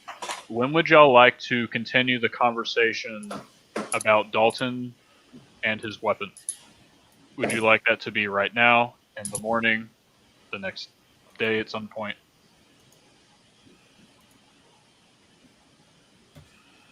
Because that is when we were saying it happened. Was kind of like when y'all got going into travel. I mean, I assume the conversation of the teleportation and Dalton and what are we gonna do continues. Yeah, I think it would make sense if we're trying to find weapons against this teleportation. It would kind of flow into the same, like, well, what do we know about our enemy? It's like, well, we have our enemy's sword. So I think it would make sense. But I'm fine to wait on it since we have, like about 45 minutes left. So if there's like something else, like if you wanted to do it, I'm cool. If you wanted to do another chunk or another thing that you had prepared, that's also cool. So Is there an encounter on the way? Yeah. that'll be So 45 minutes. So, you know what? We'll go ahead and say that this we'll say this conversation happens during. We'll say it happens during the first night because I'm not sure if y'all would want to have these conversations like right next to Maliki, which is kind of where y'all have situated yourselves. So we can say that this happens like during the night of first camp. Y'all's thoughts have kind of been stewing in your head from the previous day, and go ahead. I will say that right now, no perception checks are necessary. Y'all are still basically in civilization at this point. So you might see like the occasional animal and whatnot. And it is lightly snowing, but there are no threats during the first day. So y'all are free to have this conversation as everyone kind of settles down and camps. The Goliaths move the dwarves aside into one big area. They're watching them, and take refuge on the side of the road. The goggles that you gave me from the dwarves, did they have a range on them? I think it's a. So all I wrote down was like as if binoculars, but I didn't write down a range. I believe it's a mile. I could be wrong on that, but I think it's a mile. That's what I'm going to say right now.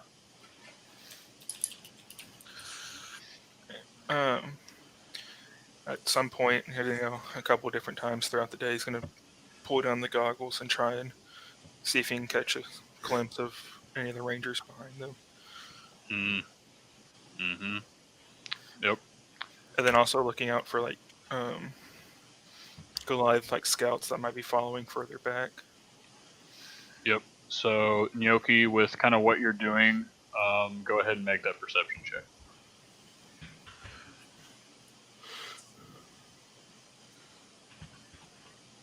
And the goggles give me advantage, so that is a On 4. dealing with sight, right? Yep. Which is what I'm using them for. So Yep. my first roll is a 4, and my second one is a natural 20. So that will be a 28 All right. total. So Gnocchi, you said 28. Yep. Oh yeah. So yeah, during this first legs of travel, you're kind of looking back behind you. You do not appear to see any signs of the Dwarven Rangers following you, but you definitely do notice as y'all are kind of bedding down, like camping and whatnot.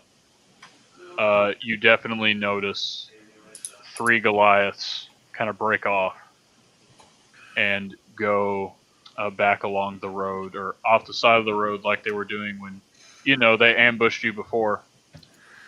Right. Okay.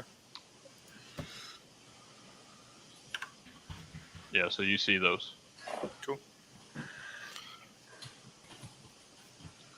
He's not going to Yeah. do anything with that information. He's just looking out.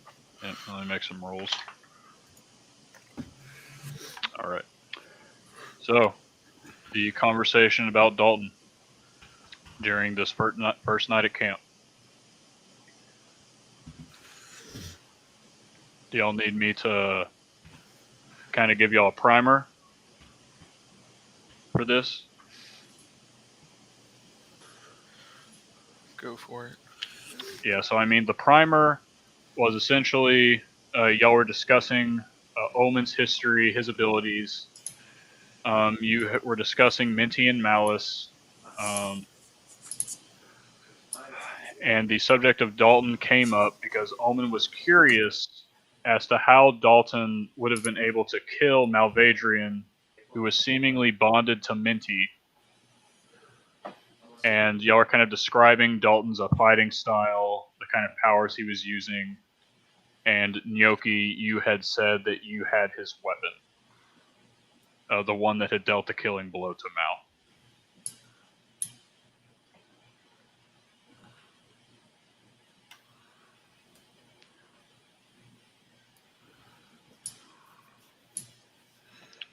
So there's your primer. So Noki would take out the saber and set it in front of him in the ground. If you have any of your magic left, Omen, would you see what you can find out about the sword? Okay, let's see.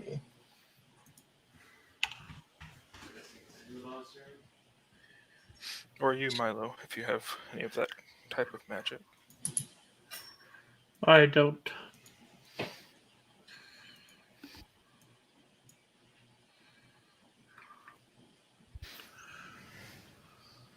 Can I cast Zone of Truth on it to figure out what it is? I'm kidding. I mean, I can do something as dumb as detect magic, but for now, I'm just going to grab it and see if there's any sort of vibe or, well, I guess like instinctively would cast like a detect magic on it to see what exactly is this thing made of. Okay.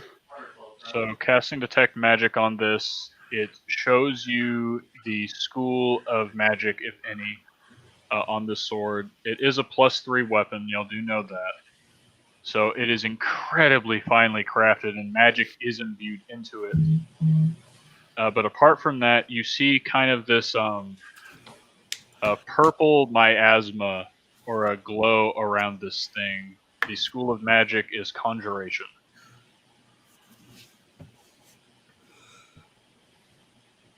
Hmm. And illusion. Hmm.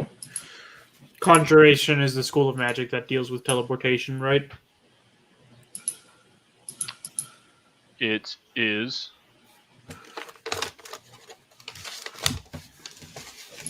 Let me double check something real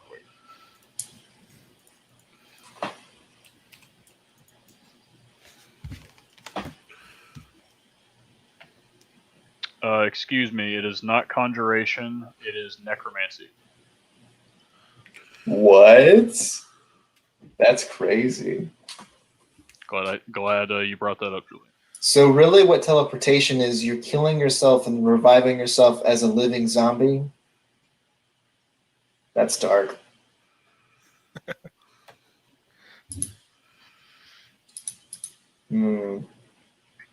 So knowing that about teleportation magic, I know that the sword is not anything that they use to do it.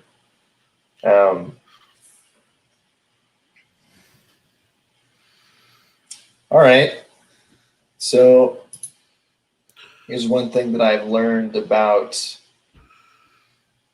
possessions in the last session that we had about scrying, is that it would enable me to make it easier for me to figure out who this guy is. But I don't want to scry twice in one session. That just seems like it's too much. Yeah, so a day has not passed yet, so you would not be able to scry on Raylock again if that's what you were trying to do. Well, it's not Raylock's. It's not Raylock's sword. It's this is true. Yes, I'm sorry, I misinterpreted what you were saying. You would be able to scry on a different person. Scry on Dalton. Scry on Dalton. Scry on. I want to see who this mother trucker is. Oh, by the way, so y'all can see, since y'all can see, this is the D&D table. This is the D&D section. That whole shelf is filled with a bunch of minis. I love it. And a crap ton of stuff for D&D. We literally have almost all the little tiny circle tools and stuff for like everything. That's awesome. And then over here, what you can't see, there's an entire shelf of all the published D&D books. And yes, usually it is clean, but like depending on who is running and what the theme of their game is, those lights change color depending on which one. So like going to be black. So like when I run, it's for Icewind Dale, it's blue. But yeah. Anyways, sorry, random. Yeah. So speaking of the theme and setting the mood, I wanted to comment on that setup the whole time, but I just haven't found the opportunity to. But yeah, that's freaking awesome, and I mean it. There's like a crap ton of. I have a crap ton of minis now. I have. I've become addicted to collecting minis. Yeah, I saw that particular mini on that stream I caught. Don't say which mini it is though. Do they want to see it? I'm kidding. Yeah, no spoilers for them. But I saw that mini. But yeah, going back to earlier, Omen, Illios, and Milo take a point of inspiration for the awesome roleplay involved with the scrying. I'd like to argue for Gnocchi to get one too, because him not being involved was awesome role playing as well. I did it really well. It was nice and silent the entire time. Yeah, Gnocchi, you did a very good job guarding them. Thanks. Yeah, I was halfway expecting for Gnocchi to try and get in on this, to get in on it. I'll give you my blood. Yeah. Yeah, or I guess that would be really a safe way. I tried to include him with his gun crystal, but he didn't like the idea. Because if you break it, I lose the gun. Yeah. Fair enough. Right. And I don't have any extras on my sheet. All right, so you got the sword. You're trying to decide about scry. Does Omen say anything about his detect magic or what he's doing? He would say that definitely everything that he talked that was found out about it, the conjuration and illusion, and you would ask do you know of its abilities, what it can do besides just being a pretty badass weapon. Wait, actually, Gnocchi, before you go forward with that question, what's the range on detect magic? 30 feet, I believe. This is literally the first time detect magic has ever been cast in this game. Yeah, so 30 feet away from him. Really? Yeah, 30 feet from Wesley. Okay. Centered on him. All right. So. Yeah, that's how you were able to find stuff in my session the other day. Yep. Obviously, you feel Illigat's anti juju. You feel Milo's juju, and on Gnocchi's guns, the Anacalcum are giving off necromancy. Smiles. So what you're saying, Ryan, is that you are killing people inside the crystal and their souls and using their soul energy as your weapon's discharge? That's cold. Not that he knows of. But if you start describing like schools of magic and what the sword is like, he would ask you to see if this vial or this flask that he has any magic to it. And it's a black liquid flask, Molly. I'm not I don't remember exactly where we got it. But it's been on my sheet for a while. Oh, that thing we talked about forever ago? Black liquid flask. I don't know anything else about it. Are you talking about the test that Heckwist did? Am I? I think so. Okay. Never mind then. It's the only vial of black liquid that I'm aware of. Then I have that somewhere. Also, my amulet has a magical glow to it. Yes, it does. It has abjuration.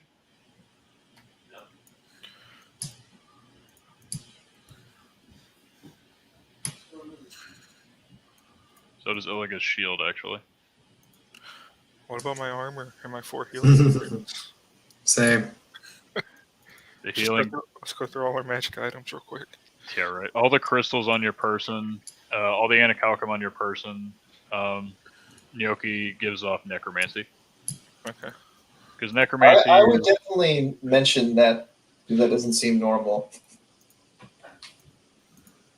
Question: does the Anacalcum in my body have necromancy? What? What?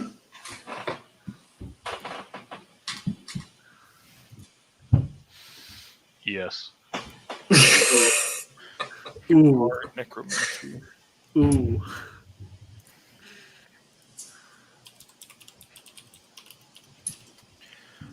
If that's brought up, the necromancy on Gnocchi, would he know anything about that, Molly?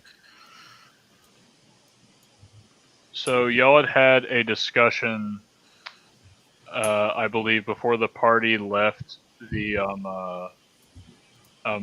the gnomish forest. Y'all had seen the matron kind of forming this Anacalcum with stolen souls, and y'all had kind of left with, is all Anacalcum like this? I don't know. We're not entirely sure, and Gnocchi kind of rejected the idea because of implications.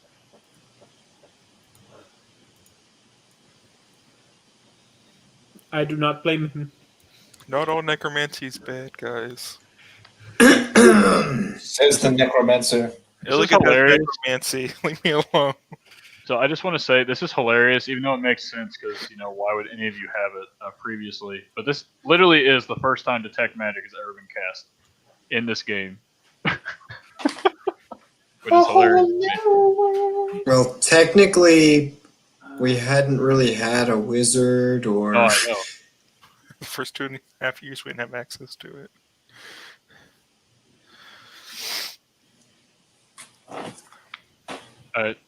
All right, Omen, Gnocchi, what y'all got? I mean, he asked if I got any juju from this liquid, right? Yes. The liquid would also give off necromancy. That's what I figured. I just forgot where it came from. I wouldn't recommend that you drink it. I wouldn't either. I've seen what it does. What does it do? Maybe you'll see one day. Save it for your worst. Well, that's ominous. What? Save it for when you cross me.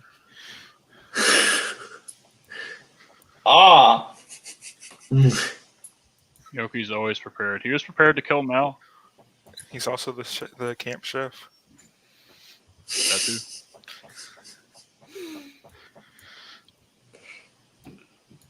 Been a long time since you've had any snoop.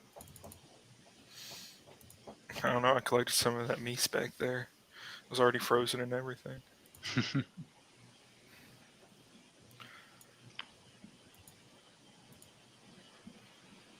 Now that I've spent time with like the saber and stuff, I guess I'm attuned to it if that's the thing. Would I get anything else from it? What does attunement give you? Oh, Attunement lets you know all the qualities of a magic item. Really? Yeah. Okay. Gnocchi, I would say, and maybe Omen, or Milo, probably Omen, but you haven't yet attuned to this sword because you need to spend an hour, like actually actively attuning to it. Like it doesn't just passively happen.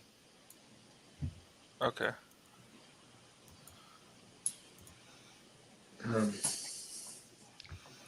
So we can say you go through that process if you'd like. Or you say what?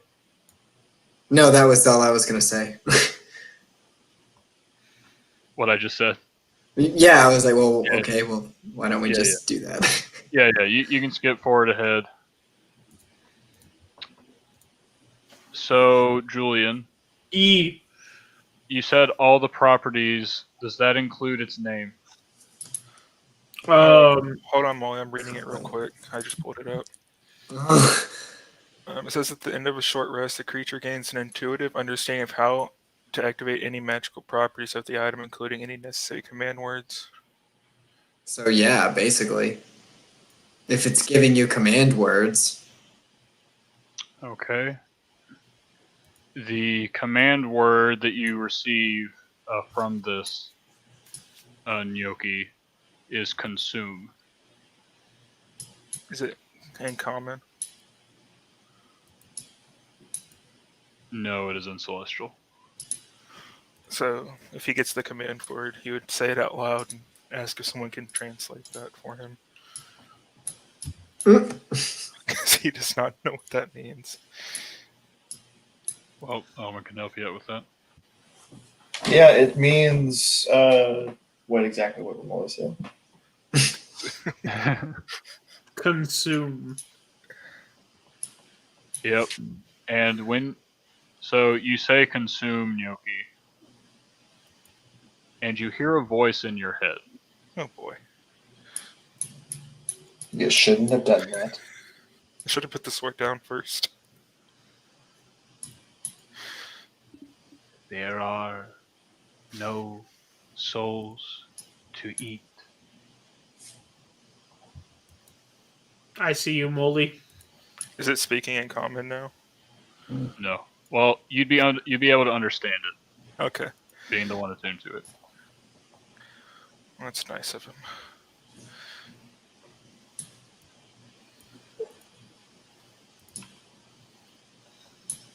But yeah, no one else hears this. You hear it in your head, Yoki, as you're kind of wielding this blade.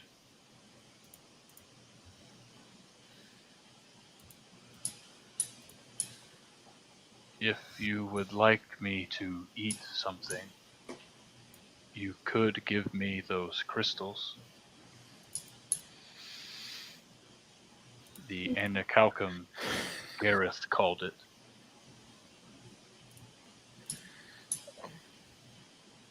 I guess in his head, trying to talk to the sword because he has no idea what's going on.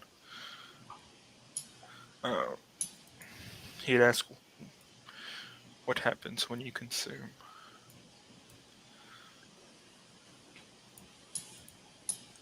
I am filled. It is very nice.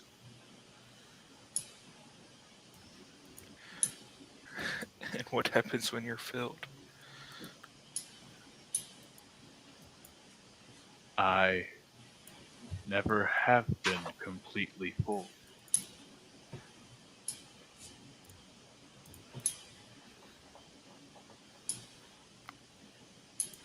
What do you do with what you have consumed? They, You go through the sewer kind of thing there instead of I don't know, but I feel them.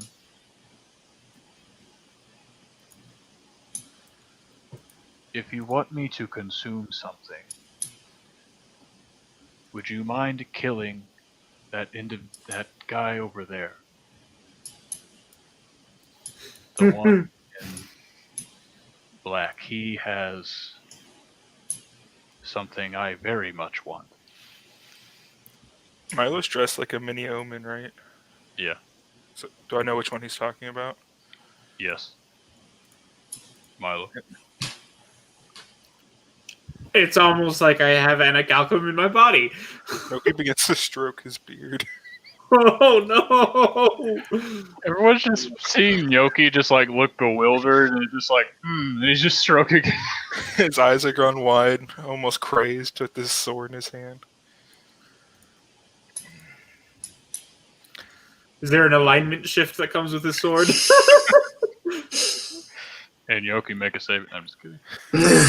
Is it magic? Have advantage. Is it magic as the sword talks to you?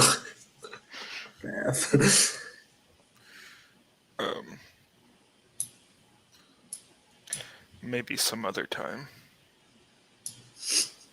I don't like that. Not one bit. Do I still have to hide? Gareth liked this version of me, but I don't. Without revealing yourself, what is the true version of yourself? I look much cooler.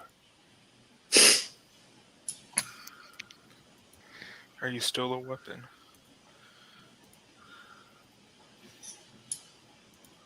Yes. Just a cool weapon. Not Guys, this I'll be right back. stupid, not this stupid saber. Gareth liked it for some reason. Gnocchi! You have been staring at that sword for some time now. Has it piqued your interest? Do it, Ryan. Do it. Is there something unusual about it? Do you want to see something cool? Oh no. It's like a I am magic not trick. familiar with your term. Cool. Right. Well, let's see what happens when I do this. And he kind of has like a gun prepared just in case. And he sets the saber on the ground, kind of away from everybody. And and basically he says, "You may change." Should I be prepared for something? Says Illigith. I'm not sure yet. Maybe. Maybe what? You hear the sword say, "Finally." And the sword changes. Noki's prepared to shoot the sword. It looks like a veil of magic that has been kind of over this sword, just kind of disperses, Illusion? revealing its true form.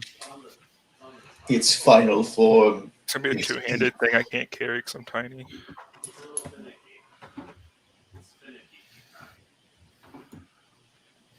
You know, Well, yeah, just is that your sword? just a wicked blade with the hand that you can see, with the anacalcum wirings that you are used to seeing on your guns and everything, just kind of those runic symbols etched into the blade, glowing a soft purple light. What is this unnatural tool of weapon of warcraft? Who is he calling unnatural? He just does not understand us. I have a name. What is your name? It is God's Bane. Oh boy. Gnocchi? We have the creation of a god in our party, right? The child of a god, and Milo. We will keep your name secret for now.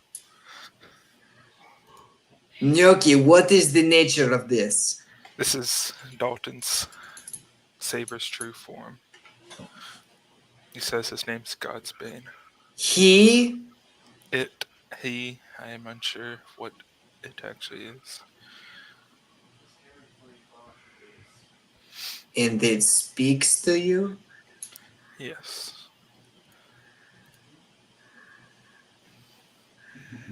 I wish other people could hear me. I am quite the character.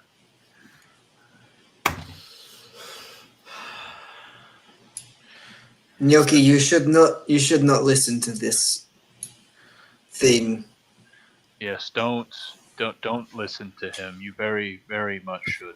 In fact, he looks very tasty.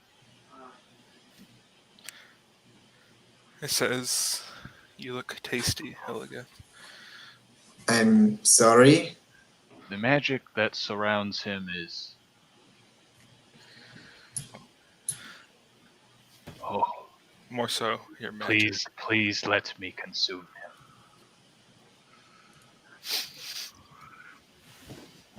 Omen, do you have an input? Milo, surely. Something. Why am I the only one bewildered here? As Gnocchi speaks of this nonsense.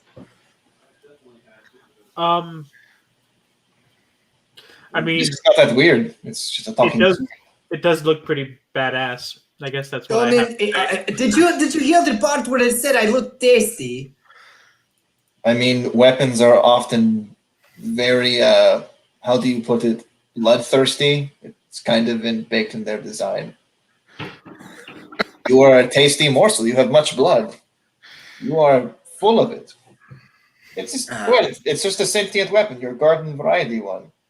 Albeit a badass one. This is very powerful. Maybe garden variety was the wrong word, but I don't see what, he likes Anacalcum. That's weird. That's probably the only thing, though. But his very aggressive comments, that's not very weird. That's pretty commonplace. Is this your first talking weapon?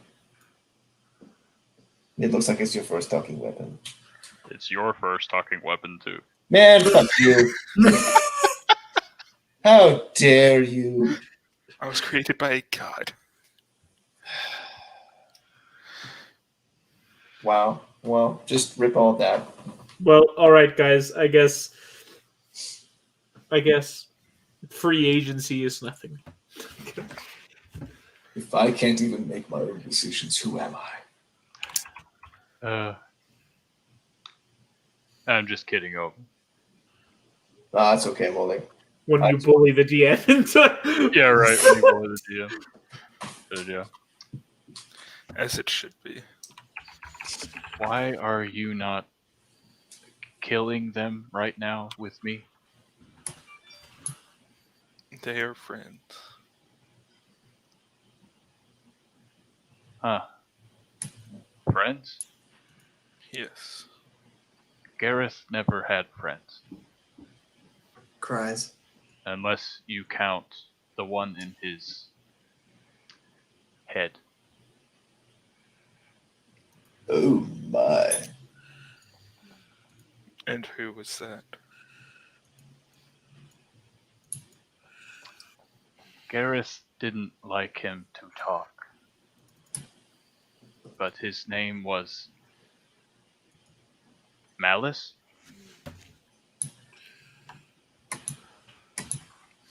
What? Omen, Go ahead and end the session there, Molly. Do you recognize the name Malice?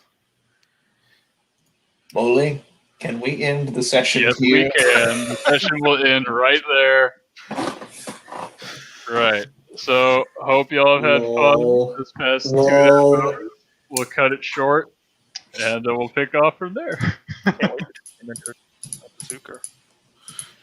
Are y'all ready to play Avernus tomorrow?